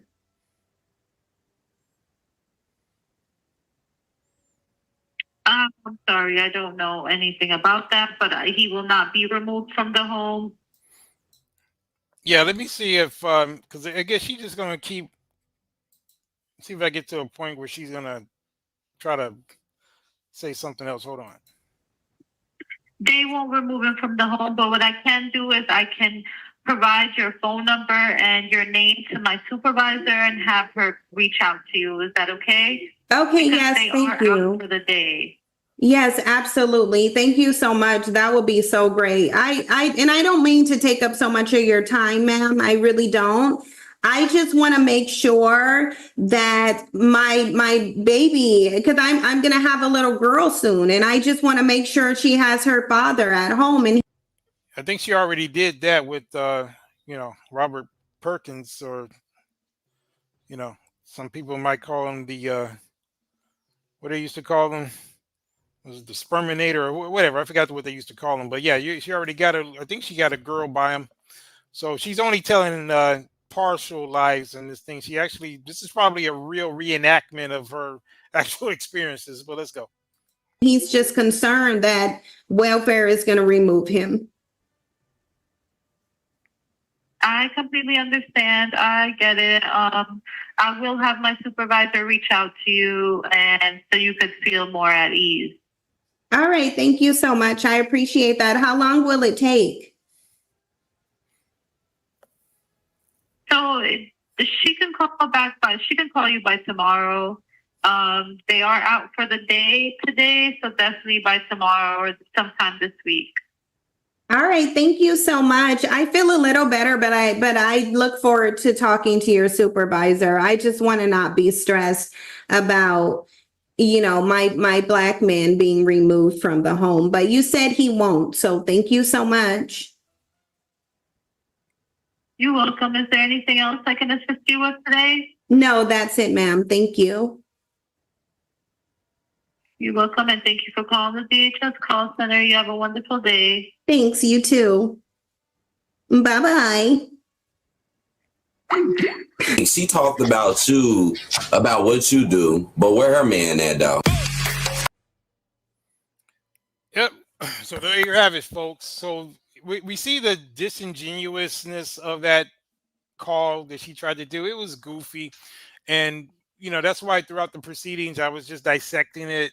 And we're going to kind of do the coup de grace here because we're going to break it down in terms of historically why there were no fathers, or the fathers had been not in the home like it had been during our grandparents and parents' generation. So let's pull up some real information, and we're going to dissect this before we wrap up. Now, one of the things that I mentioned was that the fathers are not in the home because they don't know that they're the father in many cases. That's one of the reasons, and we're going to go deep into that shortly. But the other reason is, and I kind of alluded to this earlier, is that the women themselves made it very clear that they didn't need a man, right? So let's play this classic clip. This was taken in 1986, and these young girls, what they were talking about in terms of if they even, in their estimation, needed a man to be in the home. So it's not a question as to whether or not the black man left the home or that welfare took him out the home. The black women themselves, or in this case, these black girls, are saying that they didn't want him in the home in the first place. They didn't need him. So let's go. Let's get it. Let me pull this up for you real quick. Because like I said, we bring receipts over here. We ain't got to be playing no little games like what she doing. We're going to show you straight up. You know how we do. So let's get it.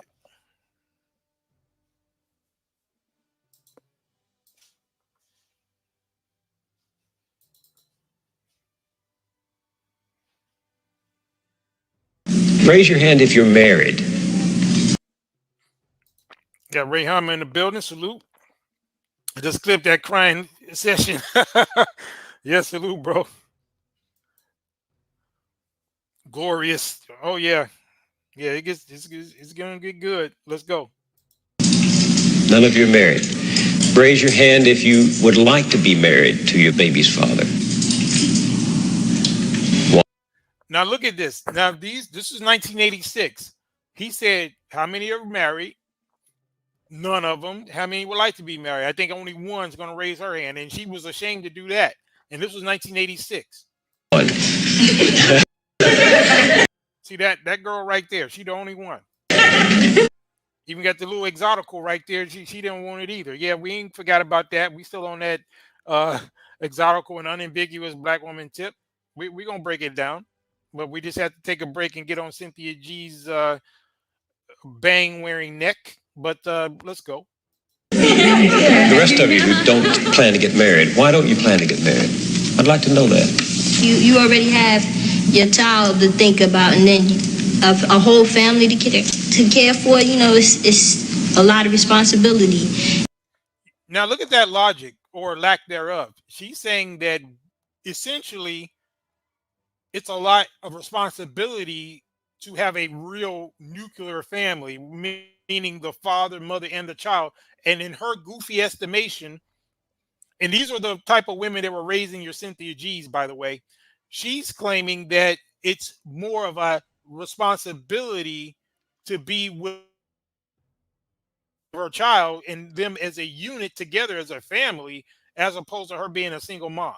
But that was the type of goofy ass logic or lack thereof that they were using that created this epidemic, because he's going to quote the numbers. And even back then in 1986, it was 50% single mothers because of goofy little broads like this talking about they didn't need a man. But let's get it.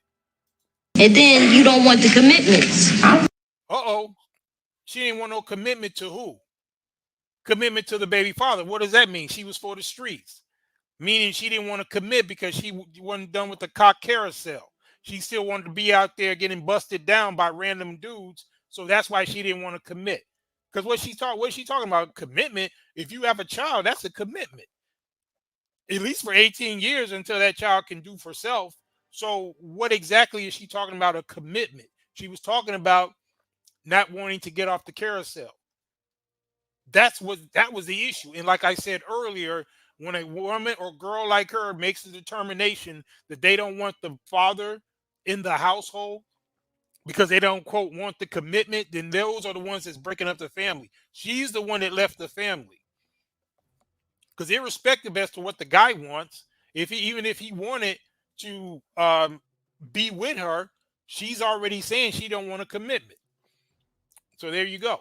So let's get it. I don't want no man holding me down. Oh, and this goofy one right here, talking about she don't want no man holding her down. Well, he was holding you down when he was busting you down, so that was okay. But somehow when he needs to be there to raise the child with you together for the sake of the child, then somehow she's so selfish that she just takes that as her being held down. Damn what the child wants. You notice that, right? She ain't talking about how it's better for the child that both the father and the mother are there. She, quote, don't want to be held down. But this was the mentality that these broads had back in 1986. And then Cynthia G with her goofy ass gets to come on the internet in 2024 and act like this whole history didn't happen. Like I said, we don't take her serious. We know she's an idiot. But I'm just pointing this out to let you know how off base a lot of these women are with this goofy ass shit they be saying. What did Shadow say? He said, I would love to see how they are all doing today. You know, the proof is in the pudding. You could tell how they're doing today by looking at the community, because these are the grandmothers and grandmothers of the goofy ass 304s running around today. So Shadow, you don't need to know specifically how they're doing. You can look at the community, and then that tells you everything you need to know. But let's get some more. Because I think I can make it as a single parent. But don't you think you might need help in raising that baby from a man? Not really. Now, you see how cavalier and nonchalant they are? Not really. Got the little poor baby there, right there. He don't get a say so. So you're depriving this baby from an essential requirement that he's going to leave for his life. And she's like, no big deal. We know the stats. We know that fathers are essential to the well-being of their child. And we know that children that are raised by even a single father do better than single mothers. And there's no comparison. And they do as well as two-parent households. That's how important fathers are. But this retarded ass broad gets to sit up here and say, not really, to the most essential element that child, and it looks like that might be a boy she's holding, especially as a boy, that the essential upbringing that would determine the success of that child has to do with the extent to which the father is involved. But these women have been so brainwashed, even back then, 40 years ago, that they were sitting up here talking all this nonsense about men leaving the home when they're the ones that left the family by having a mentality like this. But let's go. I didn't have a father. My father wasn't in the home, so. And I bet you her father wasn't in the home because her mom, who gave her that mentality, no less. I have no doubt that mentality that she has came from her damn mama. And her mama probably thought the same thing. And her mom was probably one of those women back in the 60s who decided that they were not going to have the man in the home, that they would choose the welfare. Yeah, so that's why they're talking that big BS right there, is because of the welfare state and because they did not have to depend on the money because they were getting money. They're talking about they don't need a man. You know, yeah, because the government is your daddy now. The government is the child's daddy. That's where the money's coming from, because her little goofy ass don't look like she was making much money. Yeah, Ray Hammer in there. Amen, brother. Oh, yeah, we go in over here, man. These bras be talking crazy, and we just got all the evidence to shut them down. But let's get some more. Oh, it really, male figures are not substantially important. And now look at that mentality. Not only is now she expanded it. So not only is the specific father of her child that she's holding, not only is he not important, but she's extrapolating it to men in general. So she's saying not only does her child not have a need for a father, but nobody does, because the male figure is not substantially needed, when we know all the data is proved to the contrary. We know 100% with 100% certainty, just looking back over the past 40 years for when that was made, that what she's saying is a crock of bullshit. But unfortunately, there's a lot of bodies and graves and people in jail as a result of that mentality. But that's the type of bullshit right there that Cynthia G and the rest of these ridiculous broads, they're not going to address the real issue, that these were the women, these were the girls that were making the determination and the decisions that they were going to be single moms. It had nothing to do with what the guy wanted. They decided that they could do it by themselves. You notice none of these women are saying that they want to be wives and that they want the men in the family, that they want their baby's fathers in the picture, and that they want it, but he don't want to be there. You notice that? Because the narrative is, oh, well, these guys are just knocking down these women and running, right? They're banging and leaving, right?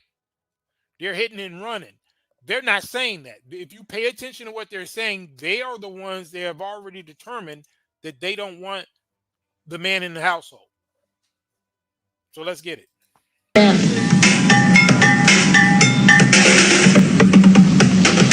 ain't thinking about holding up for no sex, my man. Now, you get a goofy dude like this who will be running through those women, and he's off the hook, because you notice the women have already said that they didn't want the man in the household. So you're going to have a player like this. We got the little wavy hair, back in the day. This was the 80s. So he got his little do on, got his little waves in his hair.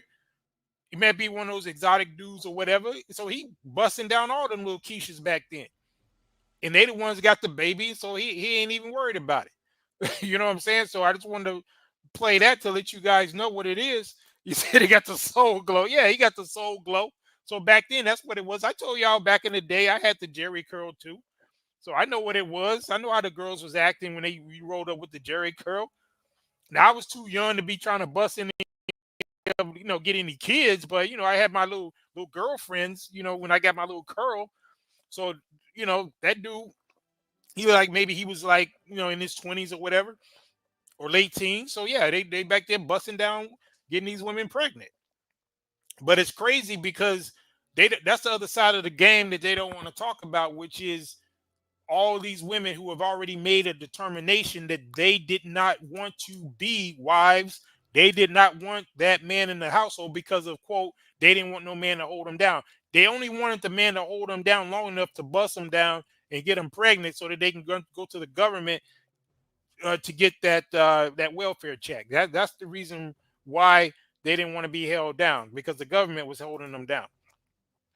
But we ain't done, because like I said earlier, that's one part of the equation. And we just proved this point, which is the reason why a lot of the single mother homes started exploding was that these women made a conscious decision that that's what they wanted. So you can't turn around and claim you're strong, independent. You don't need no man. You don't want no man in the household. You don't want to be held down. And then when it goes to shit, all of a sudden, oh, the man is leaving. It's their fault. No. You made that decision. You got to live with it. Now, that's one part of the equation. The other part of the equation is what I'm about to show you here. And I alluded to it earlier, but I'm going to show you the evidence. And we got mountains of evidence, but, we've all seen these shows right here, because what was my other point? My other point was that the other reason, just like that broad said that she didn't want to be held down, she didn't want a commitment because she wanted to stay on the cock carousel. Well, the other part of the equation is that these women have been getting knocked down by so many dudes that they cannot pin down within 5 or 10 guys who the actual baby daddy is. So it's very hard to have a man in the home when you don't even know who the freaking father is. Case in point, let's pull up the examples. Oh yeah, so Cynthia G, you know, she could have a little goofy ass crank call or whatever she was doing to welfare services, but she ain't gonna answer these questions that we're presenting, which is showing evidence as to why these men are not there. So here's another classic example right here.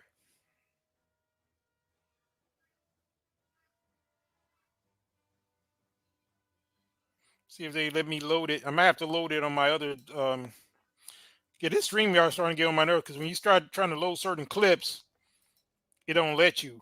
What is it telling me that it's too short? No, it's not. Let me see if we try it again. Yeah, they want to go up, and then I need my service to work the way I need it to work. So let me see if I'm going to load it, because I got another way to load it. Let's see if I can get it up here for you guys. Yeah, let me see if I can load it over here. Hold on. Yeah, StreamYard, you'll need to up your services, buddy. Because that was supposed to work. Well, let me see if I can load it over here. Because I won't be able to pause it, but I'm going to run through it a little bit. See if I can get that over here.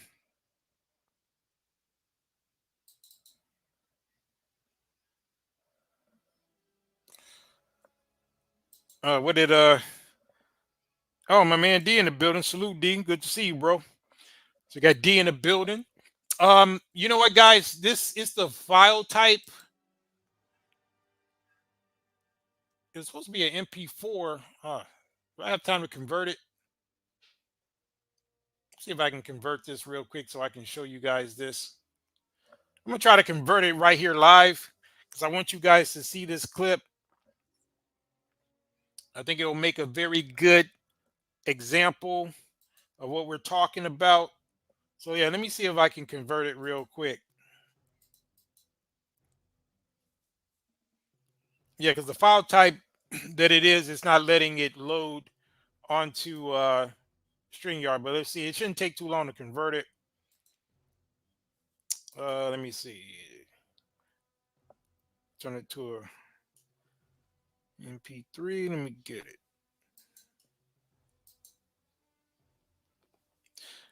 Yeah, I'm only doing this because this is a clip I want you guys to see. And I thought it was going to be ready, but StreamYard is kind of goofy when it comes to certain file types. I think it only takes MP4. It's all good. I got a solution for that. See what we got here. Let me see if I can convert this real quick. And while we're doing that, I'm going to play something else. But let's see, would it even recognize it? Hold on. Okay. I'm going to make that. Yeah, I think I'm going to make it an MP4. Let me see if I can do that.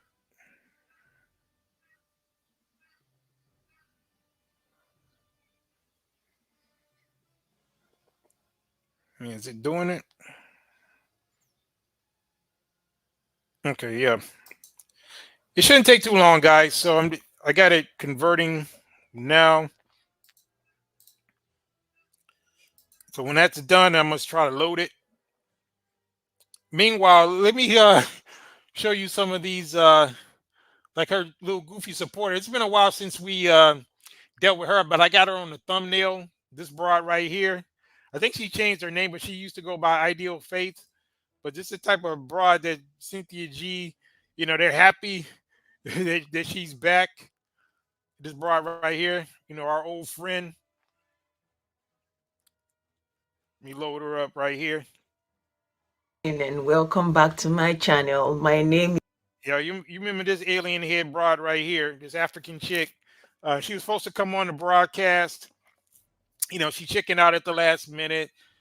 You know, we're gonna give her, you know, show her the respect and everything, and while we dissected her talking points, but you know, I guess she got scared when she realized that the type of work we do over here. But by the way, that's her over there in the corner. And I'm kind of, you know, just playing around with her accent, saying she back, thank God. Because you know, her pronunciations are kind of interesting. So I'm gonna play a little bit of what she got to say, because she's just, you know, she kind of likes to show homage at the altar of Queen Cynthia G. So she's one of her little goofy followers. But we're gonna play a little bit of what she got to say while this thing is converting. But let's go.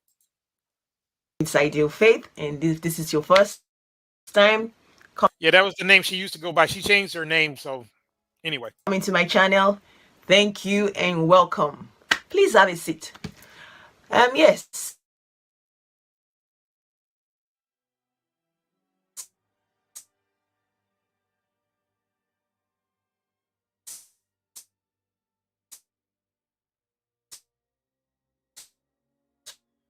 Because Cynthia G is not telling any lies. She's not telling any lies. So for those people who don't like her or who think she's angry,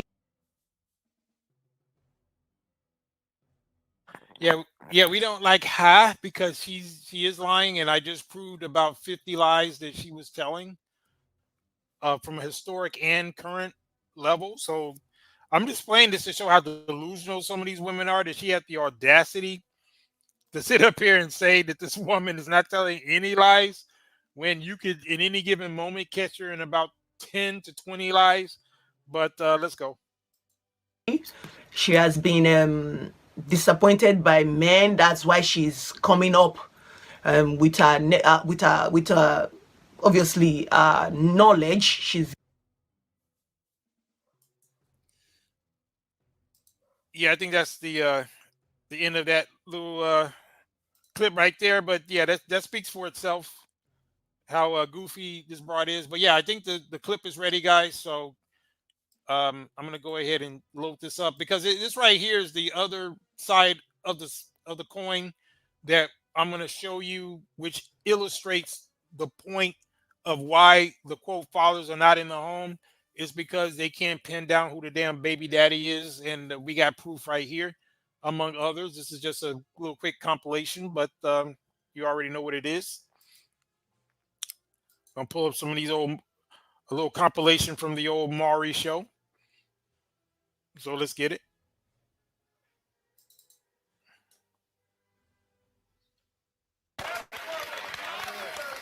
Rayshawn, in the case of 3-year-old Carlito, Rayshawn, you are not.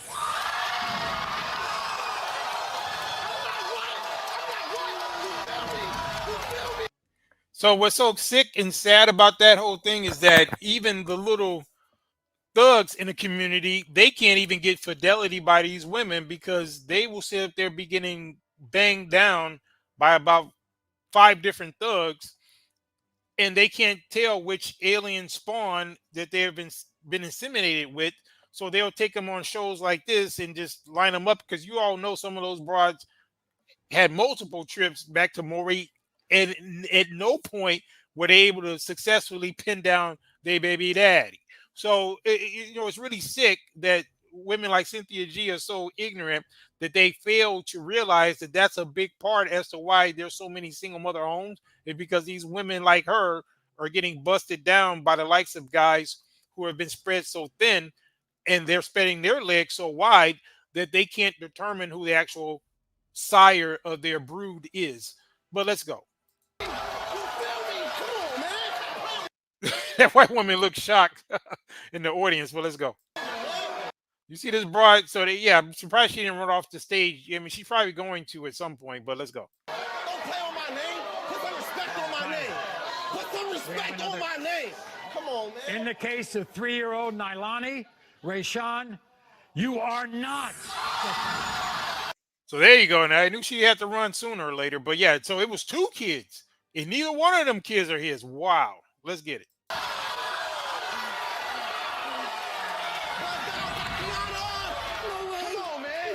My kids! Them not my kids! Stop it!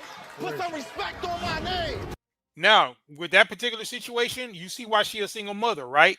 Because the guy that she thought was the baby daddy is not, and she probably don't have a clue as to who it was, because during her gestation period, she was probably getting busted down by 20 guys, and it's very hard to pin them down.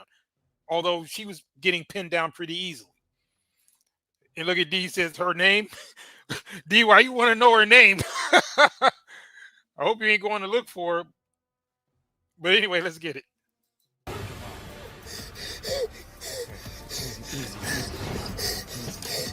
So now she's hyperventilating like she was when she was conceiving those two children. But I find it so interesting that these women can show so much remorse and crying and snot and everything when they didn't do that when they were getting busted down and they can't find out who the baby daddy is. It's really weird. Act like a thought, get treated like a thought. We just had to try again. I really thought Rayshawn was the dad. They have a lot of similarities. You said the title said was her son switched at birth? Oh, really? I don't know. And then, oh, okay, yeah, you were talking about her name, the name of the child. Oh, yeah, I saw that. Yeah, it was a weird name, but you know they're good for that. Making them goofy ass names, limiting their child's accessibility to certain positions and resources by giving them hood ass names. But that's a whole nother subject. But let's go. It's okay. In the case of 1-year-old Kimbella. Now, come on, man. Kenneth, you are not. Now look at how dark this dude is, and that child looks. Unless that child's an albino, that looks like Brad's kid. And, it's just kind of funny. You see why the 80 rule and the 2x4 rule is in effect. But this boy got the nerve to put this child on this dark-skinned dude. This is crazy. You. Oh, by the way, Shadow says when his daughter was born, I held and looked at her straight in the eyes. If they tried to switch her at birth, I would have known immediately. Yeah, exactly. So it's crazy. But yeah, let's get it. Are not. Run, bitch! Run!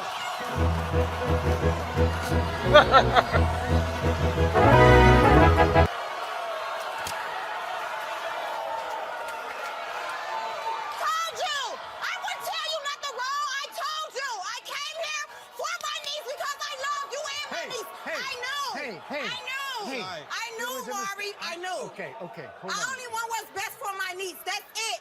Okay. That's it. That's it. That's it. I love my sister. I wouldn't do nothing to hurt her. I did this for my niece. Well, now you've got to. All right, so Rayhama's requesting a rewind. Okay, we'll do that. We got you, Rayhama. Let me rewind it for you. The part when she first get busted. Okay, yeah, let me go back to that. Hey. I knew. I knew. You are not. Run, bitch! Run! Told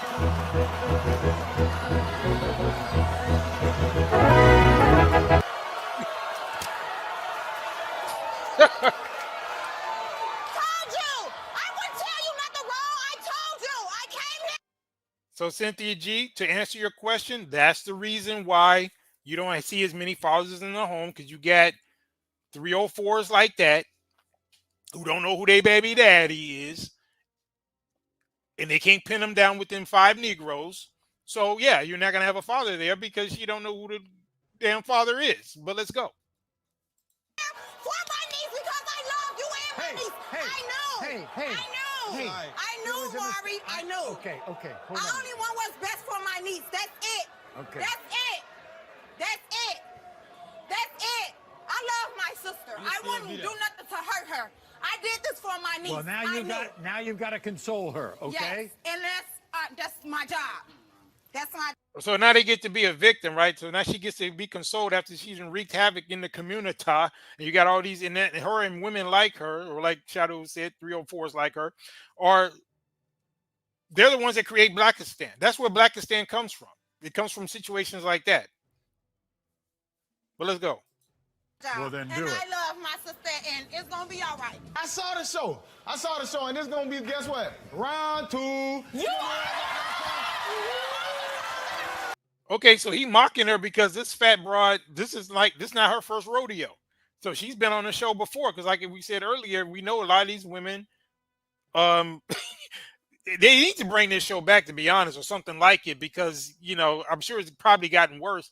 But she had multiple, in some cases, these women have been on this show multiple times, but this isn't her first time either. But let's get it.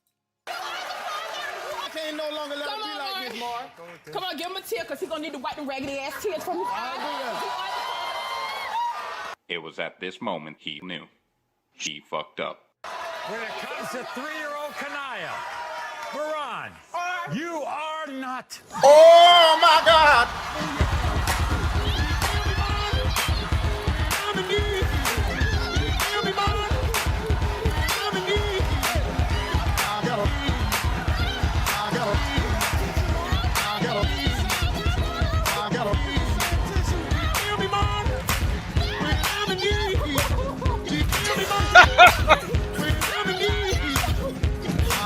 That's probably the most exercise that broad had got all month. But let's go.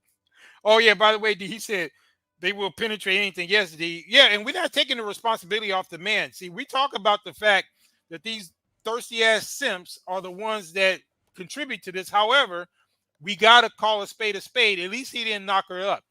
So we gotta, you know, he must have strapped up or he pulled out or whatever, because he's not the baby daddy. So we gotta get credit where it's due. But I feel you, D. We don't let them off the hook. You know, a lot of these betas and these thirsty ass simps, they're the ones that are creating that environment as well. That's why we distinguish ourselves through word and deed from these guys, right? That's what separates us, unlike those women who seem to all have this Borg mentality and they always try to defend each other's foolery and fuckery. But yeah, let's get some more.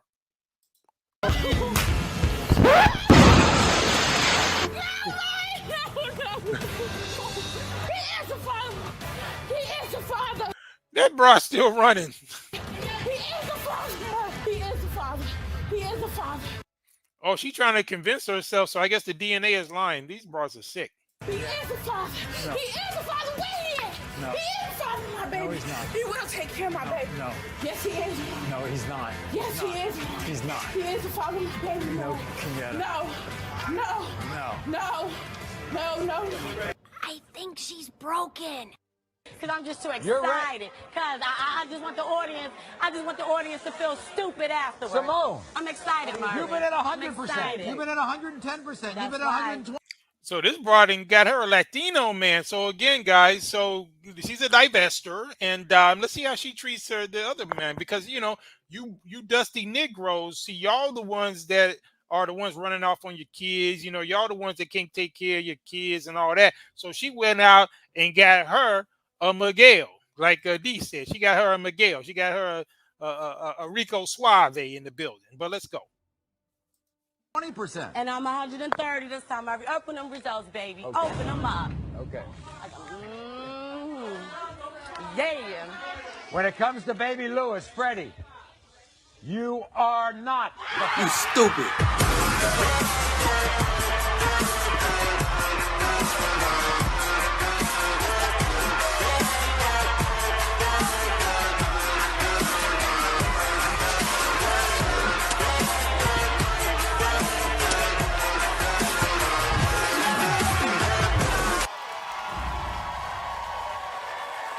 Yeah, so now even Jose can get a break, guys. So them 304s, they're taking their show on the road, and they even doing that to Miguel, man. That's crazy. So this one is a Becky, so we ain't interested in her looking like Miss Piggy. But it is funny though. But we're gonna stick with the Keishas tonight. They are clowns, definitely. Oh yes, this one's funny. This broad right here with this piranha-like overbite, yeah, she or underbite, as it were. This is funny. Watch this. And these results. Them fat bras got the work out of their life. But let's go. To your mama, your baby mama, everybody in the family. In the case of 4-month-old Mariah, Raphael, you are not.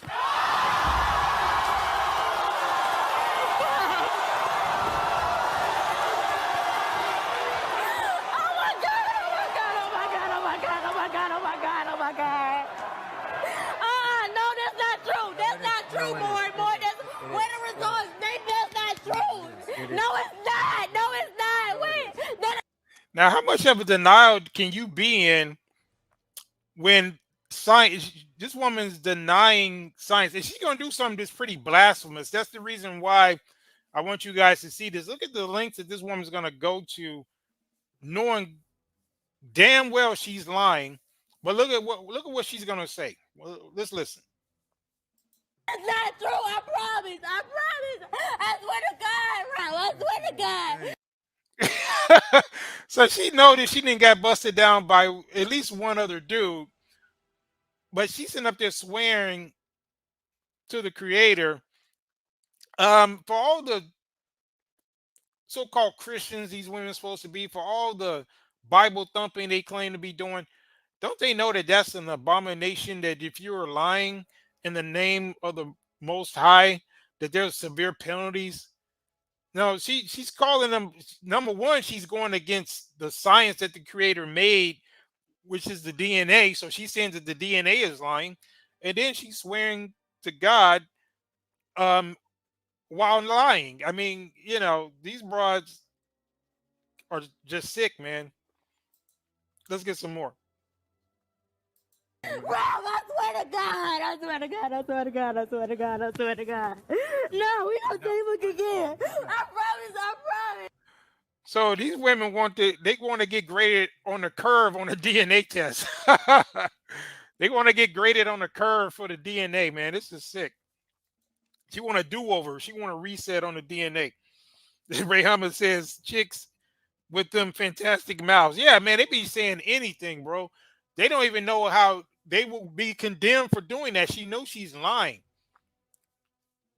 So I guess she thinks she got some type of virgin conception, like she was immaculately conceived, and that, you know, the DNA is lying on her or something. Man, this is crazy. They said, yeah, man, she's serious, bro. Let's get it. Babality. She got the babality. I promise. I promise. Swear to God. And this dude up here simping, man. He's up there trying to console her. See, a Sigma would have walked out already. No, a Sigma wouldn't even have been dealing with her. But let's go. I swear to God. I swear to God. I swear to God. I swear to God. She just making a straight ass of herself now, man. I know the Most High is not feeling these women lying and talking about they swear to God. He cannot be happy about that, and that's why their lives are in such shambles, because they do like stuff like that on a routine basis. Yeah, I know, D. It's really sad, bro. I swear to God. I swear to God. No, I'm not. Chill out. Look at me. Look Yeah, even the other beat-ups is laughing at her, man. This woman is pathetic. at me. It's time to stop. It's time to stop, okay? No more.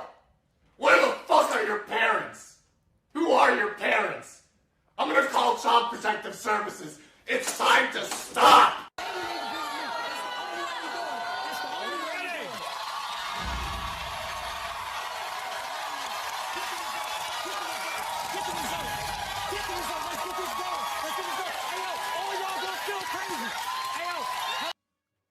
So this is one of them exoticals. So even they, you know, getting in on it. I don't know what she is. She may be a Latina. I don't know, but you know, she get in on it too. So she got their little exotical child there, and she's trying to pin it on this guy. So let's see what happens.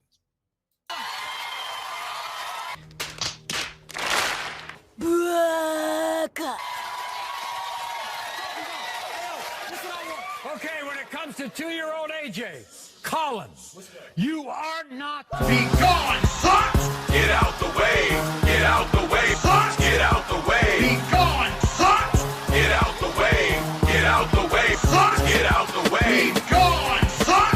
Get out the way! Get out the way, son! Get out the way! Be gone, son!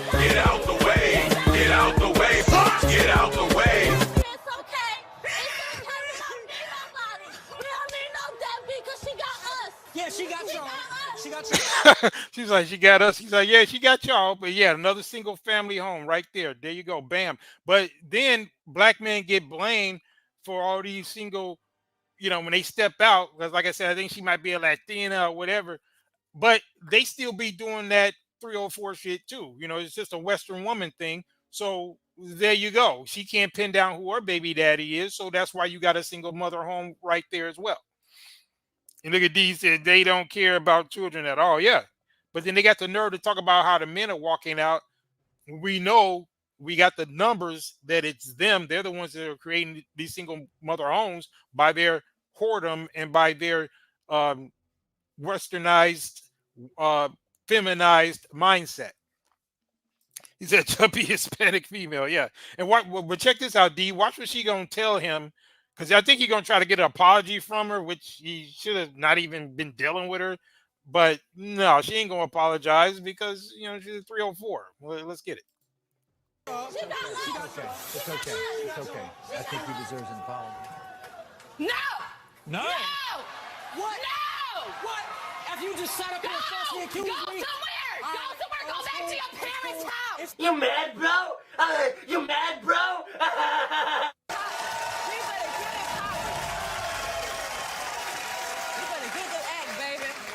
In the case of 2-year-old Elijah, Lorenzo, you are not. See you guys, I'm going home.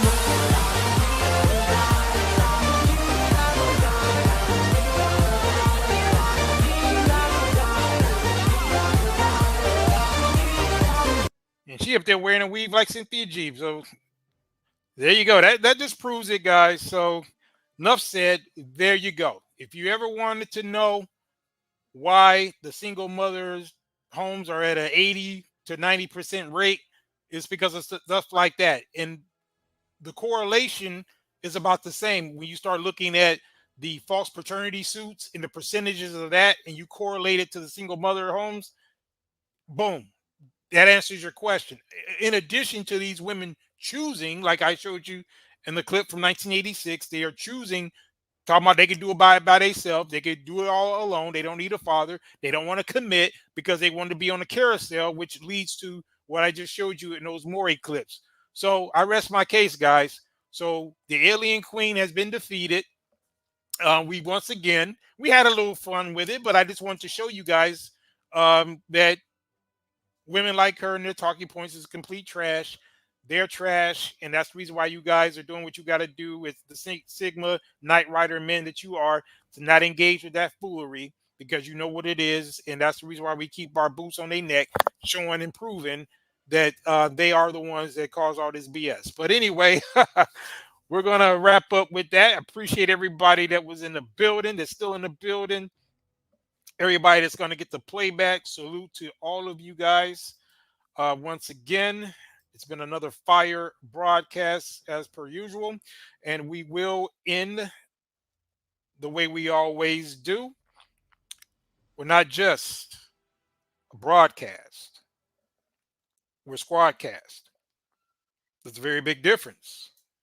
Mission complete. Over and out.